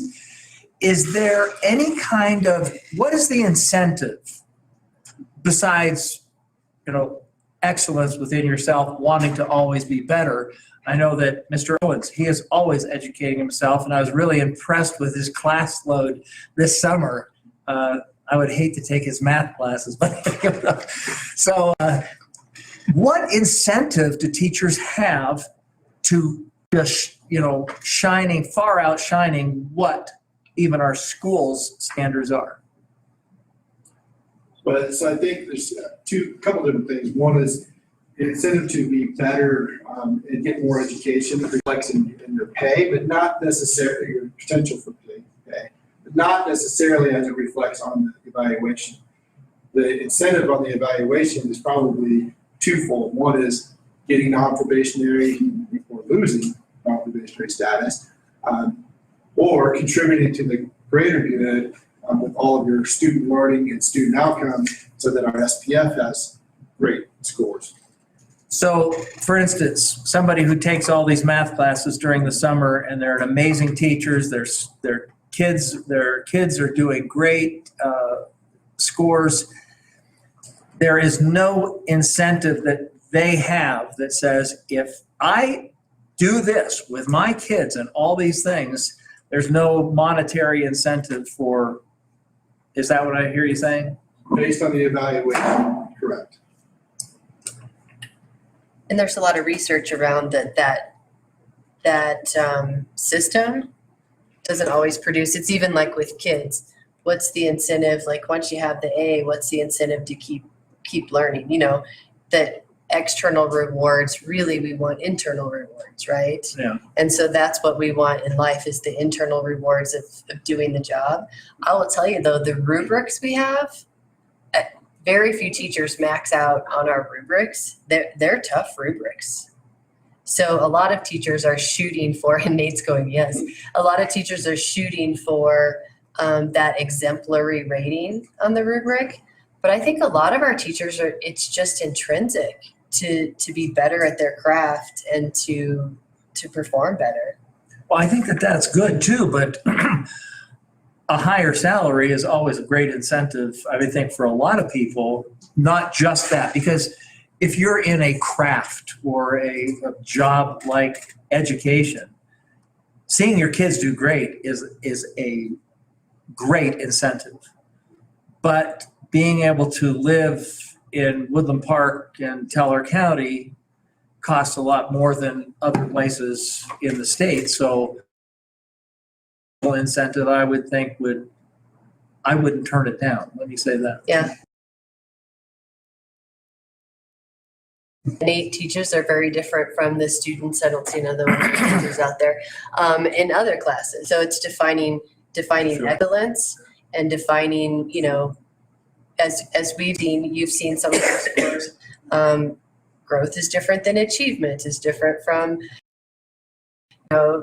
keeping kids happy and coming to school, attending school, or there are just we live in such a complex system that sometimes it's hard to define what that might look like. I would think that if we can define it down to one number, we would be able to, also come up with a system of reward. Are there any traditional public schools that have the kind of reward for excellence that I'm describing, or in Colorado? Yeah, I think there's I couldn't tell you how many or who they are, but I'm sure there are some that have a merit-based pay And system. that's what it's called. Okay. What's ours called? Like lanes and stairs or something? Yeah, ours is unique because it's a combination of a cascading lanes and steps, as well as an individual owning of your own self. So it's a little bit a hybrid of sorts. I can already see the next presentation forming in my mind. Well, any other questions from any other director? You've given me lots of food for thought, and I really appreciate your presentation. It was very good. Thank you. Thank you, Pam. So, yes, applause, yeah. So we have one more presentation, sir. I know, this one's easy now. Oh, you don't have to stand up there? I'll let you stand up there for that one. Just wanted to give an enrollment update of where we were. You can see in your packets, there is as of, this was September 9th, so was that last Friday. You can kind of see where our enrollment is at each school. I can tell you that currently, based on what was projected, let's see, Columbine, got to make sure I have it right. Columbine is about 3 short right now of what was projected, 3 students. Gateway is above, so Gateway is about 13 above projections. Summit Elementary is just 2 below projections. Woodland Park Middle School is about 10 below projections, and the high school is about currently 42 above projections. Above. So all in total, we're about 13 students above or somewhere in that neighborhood. I will caution you that between now and October count, we could go way up, we can stay where we are, or we can go down. Between now and October count, there's a lot of fluidity in student numbers, but that's our head count as of Friday. Now, October count, that's like a particular day, right? Correct. Count day? Yeah, it's kind of an interesting little formula. So October 3rd this year, because the first is on a weekend. So October 3rd on a Monday is count day. And so what the state does is they take the attendance on that Monday. And if a student's not there, what they look for, if we want to count the kid, is did they attend your school in the 5 days before that day? Mm-hmm. And did they attend your school in the 5 days after that day? So kid who's out sick. Yeah. So, and it's way more complicated than that, but because there are all sorts of like, what if they moved in, and what if there's a manual that's about this big that talks about how to do October count. So we'll start doing that. I think it's next week. We'll start talking about that. So, but essentially they look at that one day and then they look to 5 days on either side of it if a student is not there on that day. And that's kind of what locks in our official enrollment, which connects to the funding that we get from the Yep. state. Yes, sir. So is count day like a regular school day, or are we just giving away ice cream cones and showing movies to get everybody in, or what? I think it's pajama day. Is that usually what it is? There's usually fun stuff going on in the school. that Raffle day. to win a $50 Amazon You card. can't incentivize to come. Can That's I? against the state law. To wear your pajamas though. Yes, so that's just a I like fun the ice day. cream. We're just having a fun day. I like the ice cream idea. Yeah, I think we've had some treats at schools on count day. But no raffles. Yeah. I think we did do a raffle once and then the state came out and talked about that you can't do that. Well, just, Yeah. I do have a question. Well, does anybody else have any questions? Any other directors? Can you answer for me what placed outside the building refers to specifically? Can you say that again, Chris? There's a category here, a column that says placed outside the building. You got it? The portable? No, this would be your online. No. Placed outside the building are students that we have contracts with downtown Yes. for specialized programs Okay, gotcha. I'm sorry, Thank you. that's correct. Thank you. or somewhere else around the Or state somewhere else. facilities. Are those necessarily special needs students? It could be special needs. Sometimes it could be juvenile detention centers. Any other questions from other directors? Yes, Katie, maybe you can answer this question. Is it, you have more online students? Is it because of the remote location? Or do you offer something different? So we actually had all the online students funnel into one location, so that way they'd have a connection to the school. Since Summit already had an established enrichment academy program, we already had families that were choosing to do homeschool or online and then connecting to the school on Wednesdays. So it made sense to kind of make the online hub Summit.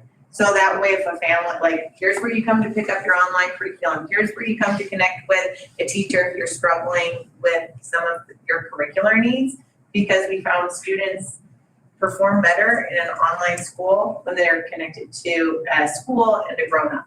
So you would see more at Summit because that's where it's housed. Then how does that incorporate the 4 from Columbine? So we're still kind of figuring that piece out because we have EA students, that's a new program that's starting up at Columbine, and we're working to go, how do we best support those students?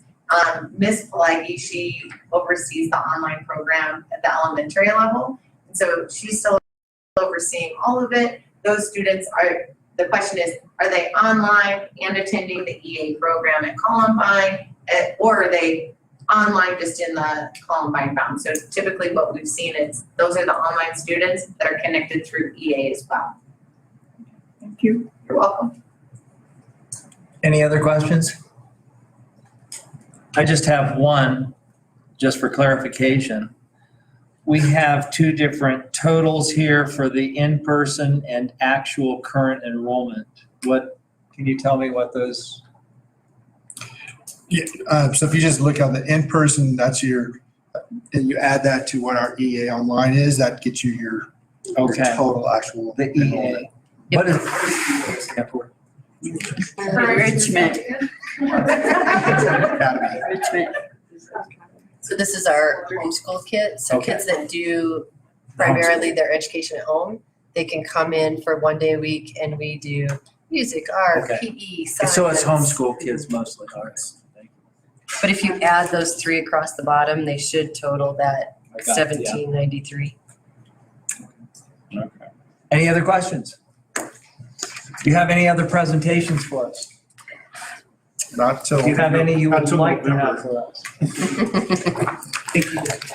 Okay, yes, thank you very much. Okay, next.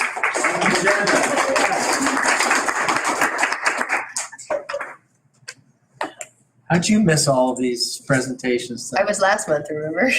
No, I was far away. Okay, reports, updates. We have our very own Mr. Nate Owen. Thank you for being here. Good evening. Del, I'm hearing you say I should not be giving math tests on October count dates. Is that I'd say just teach your kids. Oh, excellent. Extra tests on those. That's right. No, I'm just kidding. They happen to, the math tests happen to fall where they fall. So we assess our students when the students are ready to be assessed. Good evening, Board of Directors. Good evening, interim superintendents. I'm here to just give you a little bit of a report. So thank you for having me this evening. I'm going to take some time to highlight some of our schools, some of our teachers that are doing some awesome things in our school district. You've already heard from Mrs. Rexford and some of the things out at Summit Elementary, but I will definitely continue to emphasize some things. So I've actually reached out to some of our teachers in the district that are across the district. They have told me some of the great things. So I would like to share some of those great things that our teachers in our district is actually doing. So you'll hear this from the teacher perspective, not necessarily from administration perspective. Today at Summit Elementary, is that the correct pronunciation? Because I've only heard you say It Summit. depends on who you talk to. It's okay. Today was Harvest Lunch Day at Summit Elementary. The students there got to eat some of the fruits of their labor. Last May, they enjoyed planting in their Summit gardens and really enjoyed planting the seeds and learning and using some of their knowledge from their E3 curriculum. And they were super excited. They got to eat some of their fruits and vegetables from the garden that the students actually planted. I was super excited to hear that they were continuing with that. Both the staff and the students are super excited to hear about the Summit Studios where they can personalize their learning. Some of the things that they're going to be doing are stop percussion class. They're going to be working in the Messy Makers Makerspace. They're going to be enjoying some acting studio classes where they can learn some improv skills and some method acting classes. And one of the PE elective classes is where they're going to be doing some jump rope instruction, both individually and as a group. Hopefully you guys remember some double Dutch, and they might be looking for some instructors, Del, if you are interested. I'd pay money for that. At Columbine Elementary, they're getting their master's classes up and off the ground. They have a strong tradition of offering these classes throughout the school year to every single one of their students. The master classes are offered by both the staff and the community members. I know I've talked with some of our HD Aero interns that have done some rocketry in the past, but the current classes that are offered, and this is just a sampling, is they have a junior mathematicians class, a mindfulness matters class, bugs everywhere, and junior ornithologists is Ginger here to correct me on the pronunciation on that. Junior ornithologists. Ornithology is the study of birds, if you wanted to know about that. Next week, they even have a special guest coming to talk to their students. This special guest is a author named Dion Leonard. Wrote the story called Finding Gobi, which is inspired by his dog.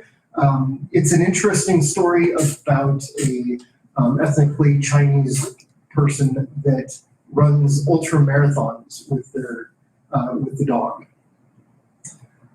From the high school, I know that personally I've talked with several of our students that are new to our district. One of our new 42 students at the high school, I've been in contact with his parents, and the parents actually shared with me, and that's how I know about this, that the student is really enjoying our Woodland Park High School. A lot of the excitement and challenges about the math class, and the parents have reached out to me and said, wow, I'm really excited. My student is enjoying being in your class, has really enjoyed being a part of the culture of Woodland Park High School. So figured I'd share that with you guys as well. Next, I'd like to highlight a little bit more with the high school. We've got homecoming next week. You heard at the very beginning about how we have a lot of traditions around the homecoming week, and this year is no exception. We have a lot of community building opportunities this year. The student council is excited and would like to share and invite you guys to come to the parade, the bonfire, and our homecoming football game. And those are definitely community events that we are hosting. The staff from the district have been volunteering and been working extra hard to put on the parade and bonfire this year, as the City of Woodland Park and the Woodland Park Police Department do not have the staffing to help with the barricades. We've gotten several emails from Mrs. Eastman that ask for volunteers to help with the barricades. I can successfully report that we have the staff for that currently, but Mrs. Eastman would always welcome more volunteers to help out with the homecoming dance, to help out with the parade cleanup. So we're always looking for volunteers, and we'd ask that you guys, well, maybe not necessarily you guys, but as a community, so I'll speak to the community and our board, join us in celebrating our homecoming this year. If you need to reach out, you can talk to me after the meeting. I can give you the contact information for that. During homecoming week, each of the schools are also participating in our Spirit Week. This year's theme is Welcome to the Jungle. We'll have a lot of Spirit Days every day next week, and it'll be culminating with the Wear Your Woodland Park Spirit Day Pride. We are going to be celebrating by wearing our jerseys that represent your team. So make sure go green and white, because Woodland Park will fight. Right. Anyways, yes, no, all right. Sorry, I'm trying to incorporate my inner cheerleader. So green and white, let's fight. But we've got that homecoming football game next week, 7 p.m. I'm going to invite you guys personally and our community. Make sure you come out to our homecoming football game. It is an exciting opportunity, exciting community tradition that we have. The high school and the middle school bands are definitely going to be engaging the crowds from the stands during that football game. They've put on a collaborative effort to make sure that they can welcome the community and each other to the football game. Anyways, I'm trying to say our staff and our students have put on a lot of hard work. They've put a lot of what's the right word for this? A lot of gumph and emphasis into making this the most successful event that we have ever seen. I know that I've talked with several of our students that are very excited. I've talked to several of our staff that are very excited, and we are going to be putting on the best homecoming on record. We look forward to seeing both our board of directors, our co-interim superintendents, and our community at several of the events throughout the week next week. So I just figured I'd share that.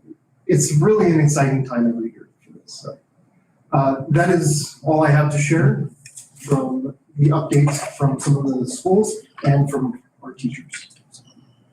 Does any directors have any comments or anything? So if you want to volunteer for like cleanup or something like that, it's Miss Eastman that Yes, you need to Mrs. contact. Eastman is our student council You can also sponsor. talk to Michael. Hello. Michael, Michael. if you guys want to help with cleanup or with pickup, definitely talk to me. I could use. Michael can definitely help you with that. Mrs. Eastman is also our student council sponsor, and she is organizing the activities. So if you'd like to get in touch with her, she is definitely somebody that would accept the volunteerism. Same with Michael. And do we have anything like on our website or our Facebook or other social medias also letting people know where they can sign up if they'd like to volunteer and things like that? I see nods from the Yes. back. Dave, I On actually it. signed up for that, so I saw it on Facebook. And so yeah, I mean, if they're getting it out, people are seeing it, and I'll volunteer now for that. You're awesome. Thank you. Any other comments or questions? I have a comment and a question. Yes. My comment is, thank you for bringing all this positive, good-spirited, positive energy stuff. I just love to see our school pulling together because we are better together. And I have a question for Kelly. If all of the directors come to the parade and to the football game, do we need to announce that as? What I can do is just post it, that it's an event that you guys are invited to, and then that way it's covered if all 5 of you are more than 2 of you show up at the same place. Okay. I'll get those posted. All right. Thank you. Well, thank you, Mr. Owen. Thank you, Nate.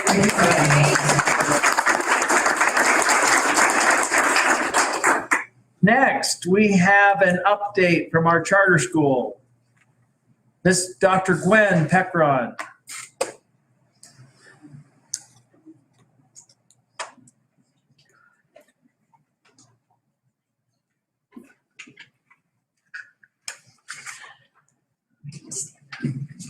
Thank you for having me.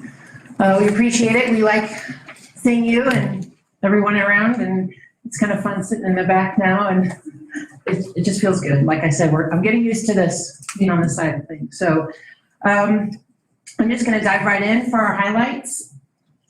I kind of forget where we started because so much has happened, and I realized, oh, you actually didn't hear how the school year has started and how things are going with us.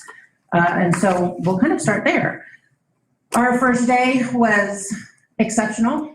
I think it probably was for everyone. We had a tremendous showing for our students and families. We always open it up with, it's kind of always being year 2, open it up with a celebration, and it was really pleasant. We have what's called house buddies in our house, which I'll talk about in a bit.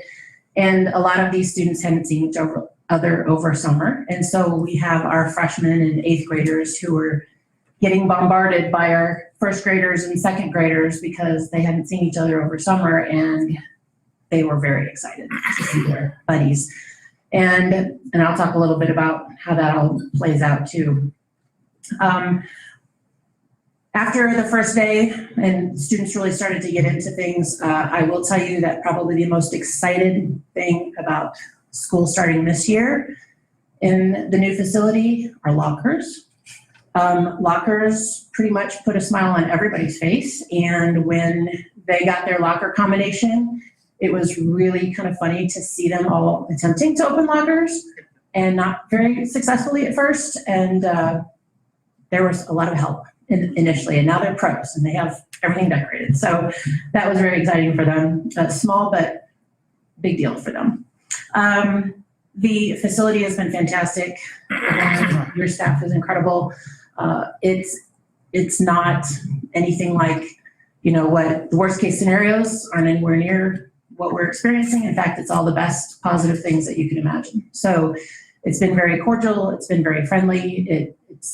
It's neighborly, and it's great. And we really appreciate everything that you guys are doing to help us with that as well.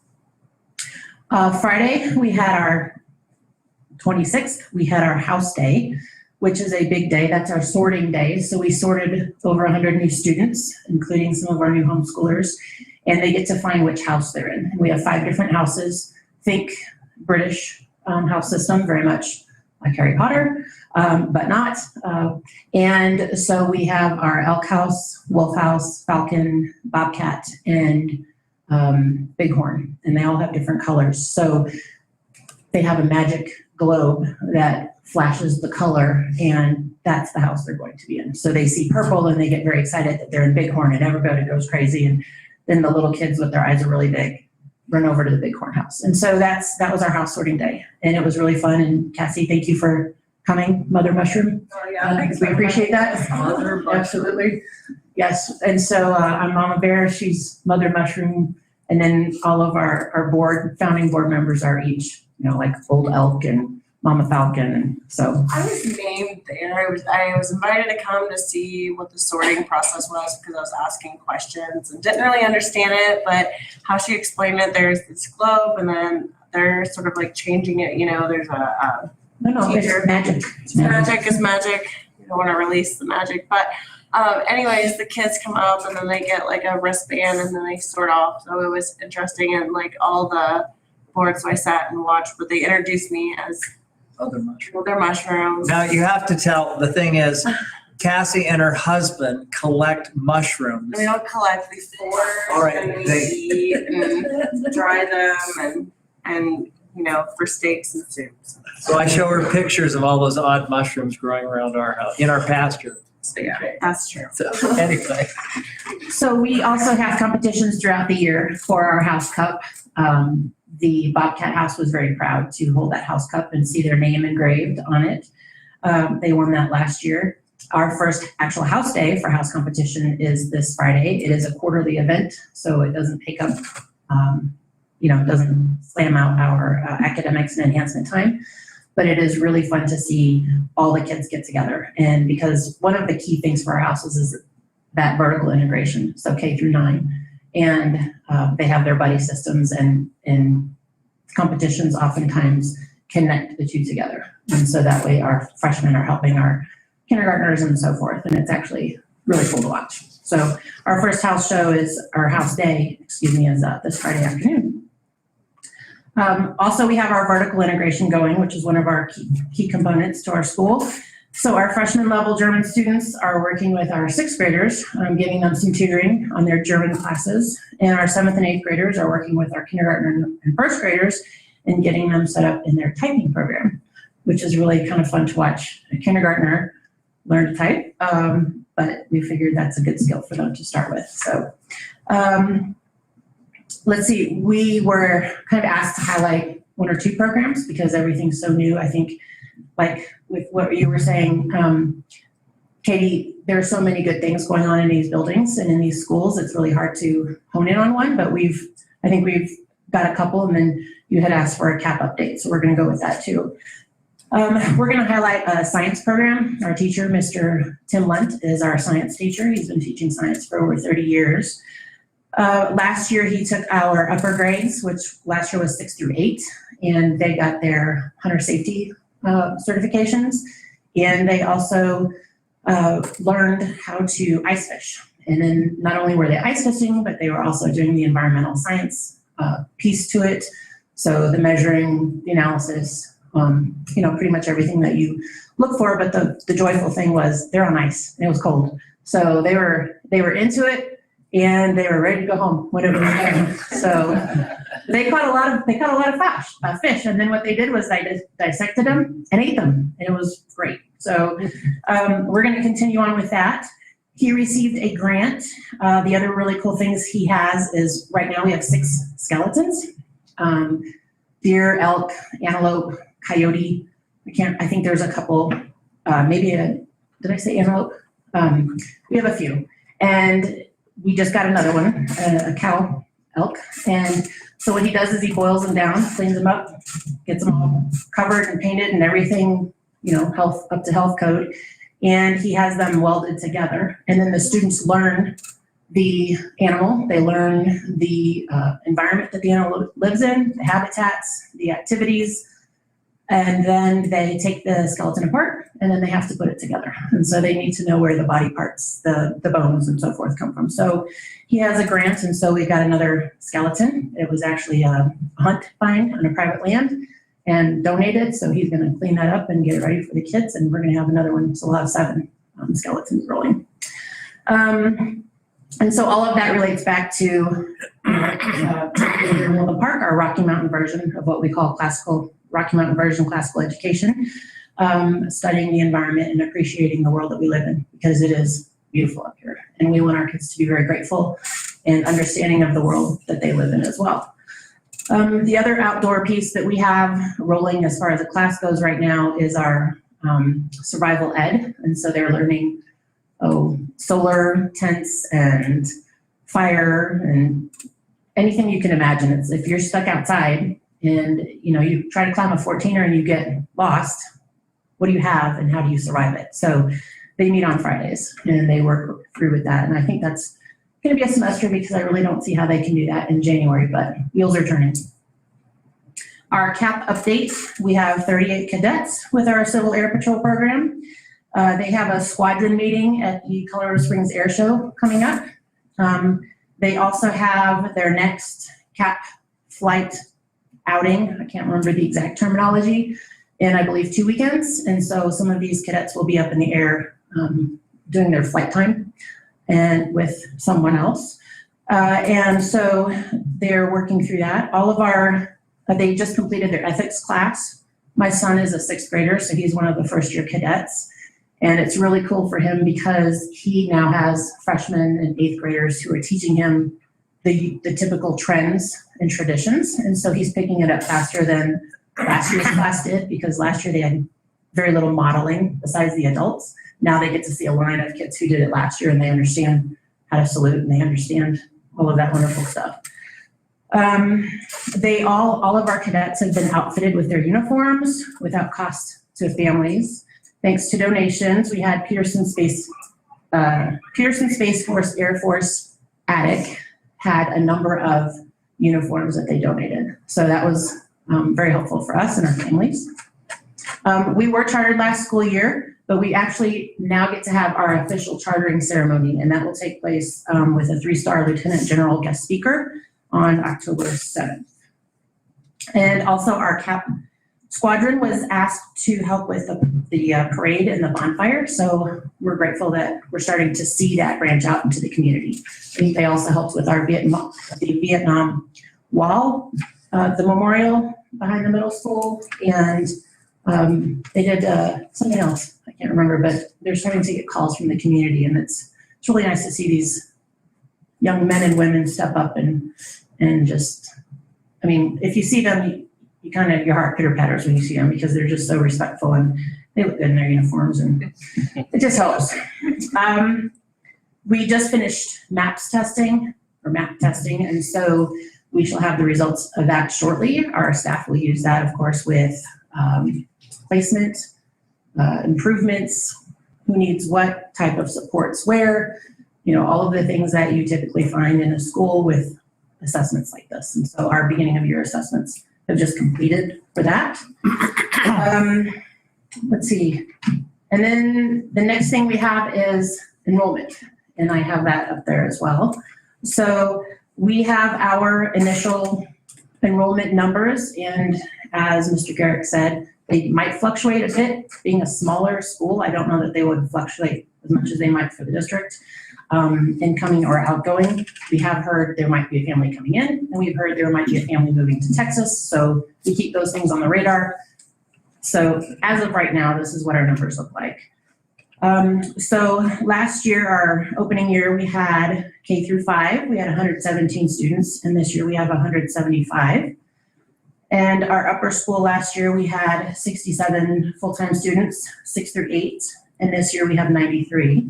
So for full-time, last year we had 184, and this year we have 268.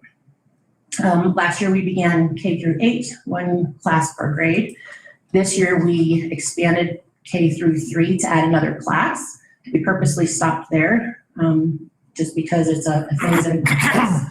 And so, and we added freshmen this year. We also saw a change in our homeschool enrichment class.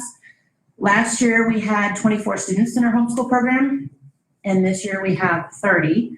And then we have a partnership with Falcon Aerolab, which is an aerospace Aerolab homeschool program. And last year they had 65 students, and then they realized that was a lot for first year up here, and it was very difficult to find staffing. So what they did in the summer was they cut the K-3 program they had, and they went 5 through 12, and they capped it at 32. And so that number is decreased from last year. It's at 30 now, capped at 32, and last year it was at 65. So we adjusted accordingly, but it's not too much of a hit for us because most of our funding that we get for those students goes into the Aerolab program. So total students that Merit Academy has is 328 this year so far, give or take. Thank you, That's Gwen. my report to you. Do we have any questions from the directors? All right, I gotta ask about the lockers. Which grades are getting the lockers? Everyone.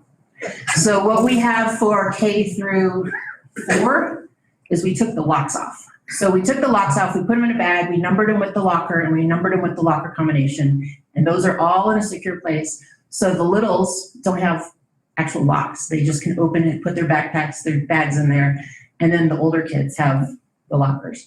And what's really funny, and I hate to put these people on the spot, I won't say names, they're from out of country, and they were trying to open the lockers, and this is a freshman, and he's banging his head against the wall, and the mom's like, what is it with these American lockers?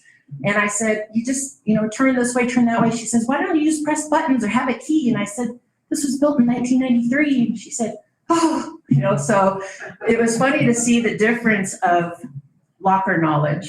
But it was, like I said, it was kind of the moment of the first week is the locker use. So the littles get all the excitement of the locker without the stress that we all went through in middle Exactly. school of that. No dreams. It's not going to open. Right. They don't have any of those dream issues yet. So I met a student this week, or 2 weeks ago in town, and she had numbers written on her arm with arrows going one way and the other. What is that? She goes, I'm going to Merritt and I don't know how to do my locker yet. So it's actually a thing. But I think she's past that now. Yeah, we had to have signs about this is how you open a locker, and it was just fun. It was awesome. They didn't want it their schedules. They didn't care. They wanted their locker and their locker combination. That's what they kept asking for. Any other questions? Thank you, Mrs. Peckron. That was great. Thank you.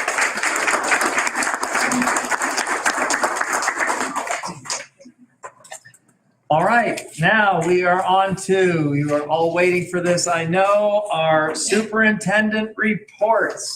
I'm just going to continue the theme that was started We by finally Hayes. get to participate in the meeting. Thank you. Continuing with just some highlights, I thought I'd highlight some of our themes that we're working towards. So the first one was the Better Together, and Nate stole some of my thunder, but no. So Better Together. So just highlighting last Friday night was the staff barbecue and home football game. So we served 217 staff and family members before the game. We did have a lightning delay, so some didn't always stay, and then we had a running clock by the very start of the second quarter because we were already ahead by 40 points. So that was a great activity. We had a little contest. Yeah, Yvonne's like, come on. Little contest going on to see which staff had the greatest representation. It was a percentage based on staff. It was a close run between Gateway and the middle school. The middle school snuck it out there. Yeah. Stephanie Roman walked in at the last minute. That's what made it. Talking about the harvest, so that again, some of the parents, staff, and students that pulled in their harvest and had their harvest lunch that happened today. And then I thought this was a nice little, I included some pictures, sorry you can't see them in the audience. Ms. Miller's kindergarten classroom is highlighting, so they have a program called Leader in Me. So it's building those leadership qualities. And so each day they're highlighting a couple students, picking a popsicle stick, and they get to highlight the student and talk about their genius, and they create a genius poster. And the student shares their strengths and contributions to the class. And then the class adds on to that to talk about what additional strengths and contributions that student makes.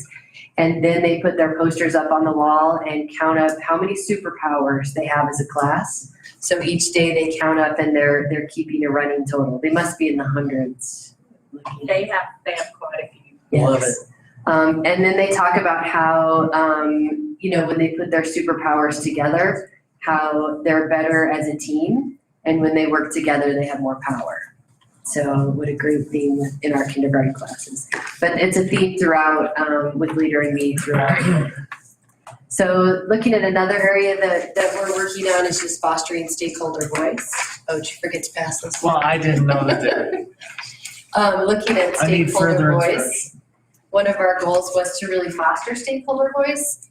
Dell and I will be taking the show on the road. So we've included some networking events. So we've added some, and we purposely chose the word networking because we really like the idea that when you're networking, you're working together. So you're finding ways that you can both become better by working to the strengths, kind of like our kindergarten class. So we have set dates and sent out invitations. Our pastors, our realtors, we've set the date for our senior citizen brunch. We decided we've done that in the spring, and we talked to them about all the things they can come see at our school, and then we're done. And so we're like, we should do that in the fall so that we can talk about all the fun things they can see, and they have the rest of the year. So we've moved that up. We have our Veterans Day Assembly coming up. We are inviting healthcare and first responders, business leaders, and retired Woodland Park staff.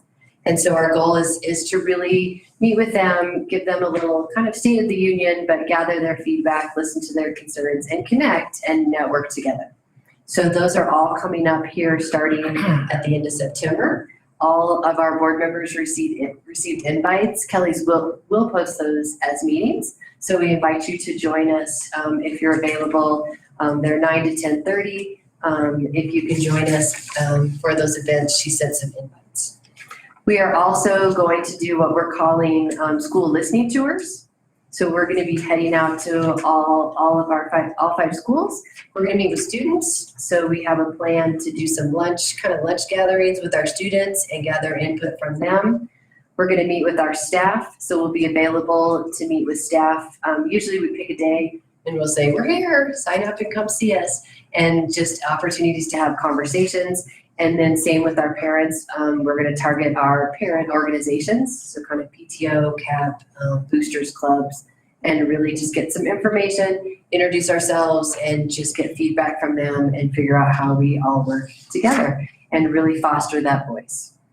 And then finally, I had just some celebrations. So 2 celebrations that we typically have in the school, both fell on weekends this year. So 9/11 Patriot Day, not Patriots Day, but Patriot Day. And then coming up this weekend is Constitution Citizenship Day. So our elementaries have been engaged in the American Legion flag ceremonies. So if you've not been able to join those, we have one more tomorrow at 8:45. You will see our entire administrative team at Gateway for the flag ceremony with our Better Together shirts, as a reminder, with our Better Together shirts. So our whole team is attending that last one together. At the middle school, you see a potpourri of things that they've been doing to celebrate those 2 days. You will see, I believe it's our 6th graders, and I have some capitalization that I didn't put in there. You'll see our 6th graders coming to do sign language, I believe, for the Pledge of Allegiance coming up here at our next board meeting. You'll see some things, our 8th graders kicking off. They're about to study U.S. history and the Constitution. So they've been looking at the preamble to the Constitution, and then just some thanks that went out in newsletters honoring our military and first responders. And then our high school, this Friday, we'll be having a Constitution Day virtual guest speaker.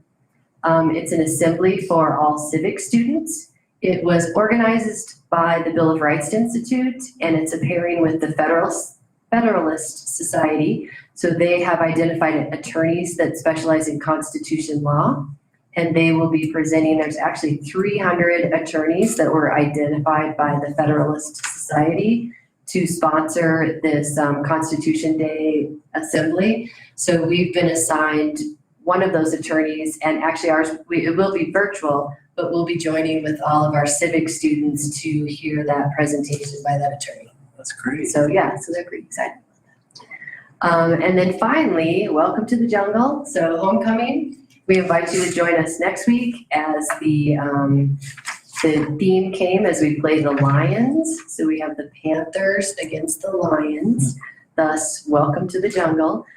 So I did include the days that the students picked for Spirit Days if you'd like to join in. We have Jungle Safari Day. So I know the high school and most staff plan to dress as Panthers. I believe there are special ears that Ms. Gannon has bought for all staff. We have Tuesday Soccer Mom and Barbecue Dad Day. I hear there might be some lawn chairs brought and Barbecuing Dad. Yep, barbecuing Dad. We have Dress Your Type Day, which we are all like, who is that? I guess for the students, it's the type of student, the type of person that you would like to hang out with. You get to dress as. For the staff, am I giving this away? It's a special pun. They are dressing in white and wearing things that tell Helvetica 12, their font, so their type day. Oh, that's Thursday is Adam Sandler Day, high school kids. And Friday is Jersey Day. So I did include here the parade on Wednesday at 6 p.m. running down Highway 24 to the bonfire. If you've not been to the bonfire, if you've not experienced a bonfire until you've been to the Woodland Park bonfire, it is quite a bonfire typically, very large. So that's a great activity. Friday is the football game at 7 p.m. versus the Colorado Springs Christian School Lions. I am hearing word, and Nate alluded to a little to that. Our 50-person marching band, which if you've not seen them on the field, it's impressive. Probably triple the size it was 3 years ago. So 50 kids, but they have recruited our middle school students to join them in the stands and in the parade. I'm hearing word of up to 95 students that will be marching with that band. Wonderful. So accolades to Mr. Jeff Hemmingson for really bolstering that program at the high school. So, and then the dance is on Saturday from 8 to 10. So, any questions? Where is the bonfire at? So you start the parade at 6 p.m. and where is the bonfire going to You be? head to the middle school. It's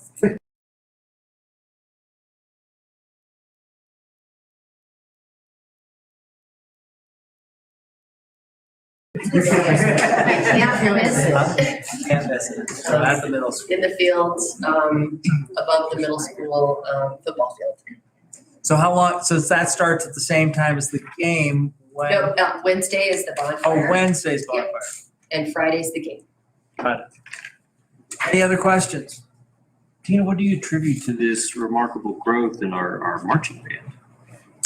The enthusiasm of Mr. Jeff Hemmingson. He is A graduate of Woodland Park High School. Yes. And collaboration, so going back to our first theme, Better Together, he and Kayla Garcia have come together and are building an amazing program. The high school band came down today and played with our band, the marching band, and they played together. It was amazing. And they're coming down tomorrow again. It was like they're better together. And last year, the marching band was a warm welcome Wednesday at the middle school. Oh, So- they're competing. Are they coming in? So they played as students were coming into the school. So it built a lot of excitement for being a part of the marching band. And they look, if you've seen them in their uniforms, they look really nice out there. I think kids want to be a part of that. Del, were you in the marching band when you were here? I was not, no. I was first chair in the trombone section. Only one chair. Can you make that sad trombone noise? A long time ago, perhaps. All right. Del, do you have anything? All right. Go ahead. This is tangential. Miles, is the middle school the music room or back in there yet? What's happening? That's your Widowmaker, right? We're waiting on cabinetry from Winger. That's kind of the last step. Okay. But we hear it will be amazing. And it's worth waiting for. It better be. All right. Thank you. Anyone else? Okay. Thank you. All right, on to directors. Any comments from our directors? Any reports? I don't have a report, but I'm really, really excited because the board members know that I want, and Dale and Tina know that I want to start a junior ROTC at this school. And now I know I have one parent because I told Commissioner Williams. So I won't rest until we get a junior ROTC in our school. Great idea. That's it. Woo! Yeah, go Army. That's all I got. Anyone else? Oh, I'm just really looking forward to homecoming again, because it is a homecoming for so many. And I was just reminiscing, like, homecoming is aptly named, of course, because we're welcoming back alumni. And so to the alum of Woodland Park School District, welcome this next week. And I have always felt welcome as alum here in Woodland Park. So I'm really looking forward to that. Oh, good. You gonna be in the marching band? No,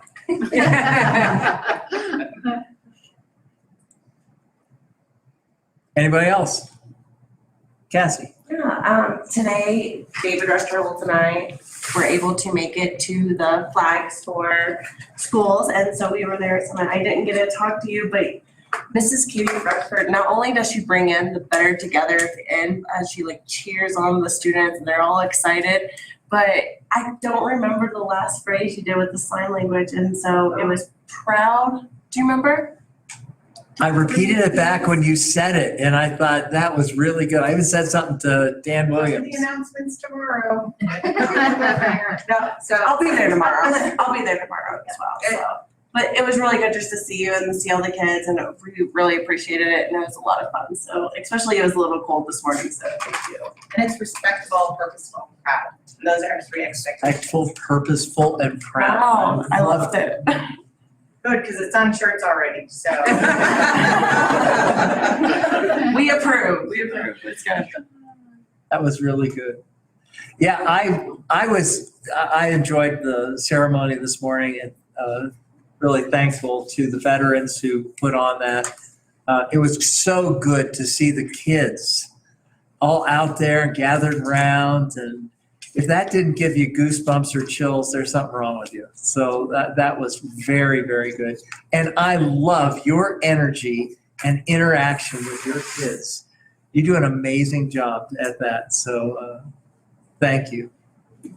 So I also want to say the ROTC program, Commissioner Williams and I were also talking about that, about how do we get that going? And one of my granddaughters, she's in Pennsylvania, and she's getting into it. She's a homeschooler, but with the Boyertown School District, she's getting into that, and she's very excited about it. So hoping for one of those big scholarships that comes through. I want to thank everybody for being here tonight. We really are better together. I just love the feeling here tonight, and thank you for all your participation, your investment into our kids. So I also want to acknowledge and thank one of our securities, student resource people, Michael Terry. We just met tonight. Thank you for your service and your being here at the school. Thank you for that. All right. Anything else that I'm forgetting? Motion to adjourn. Do we have a second? Second.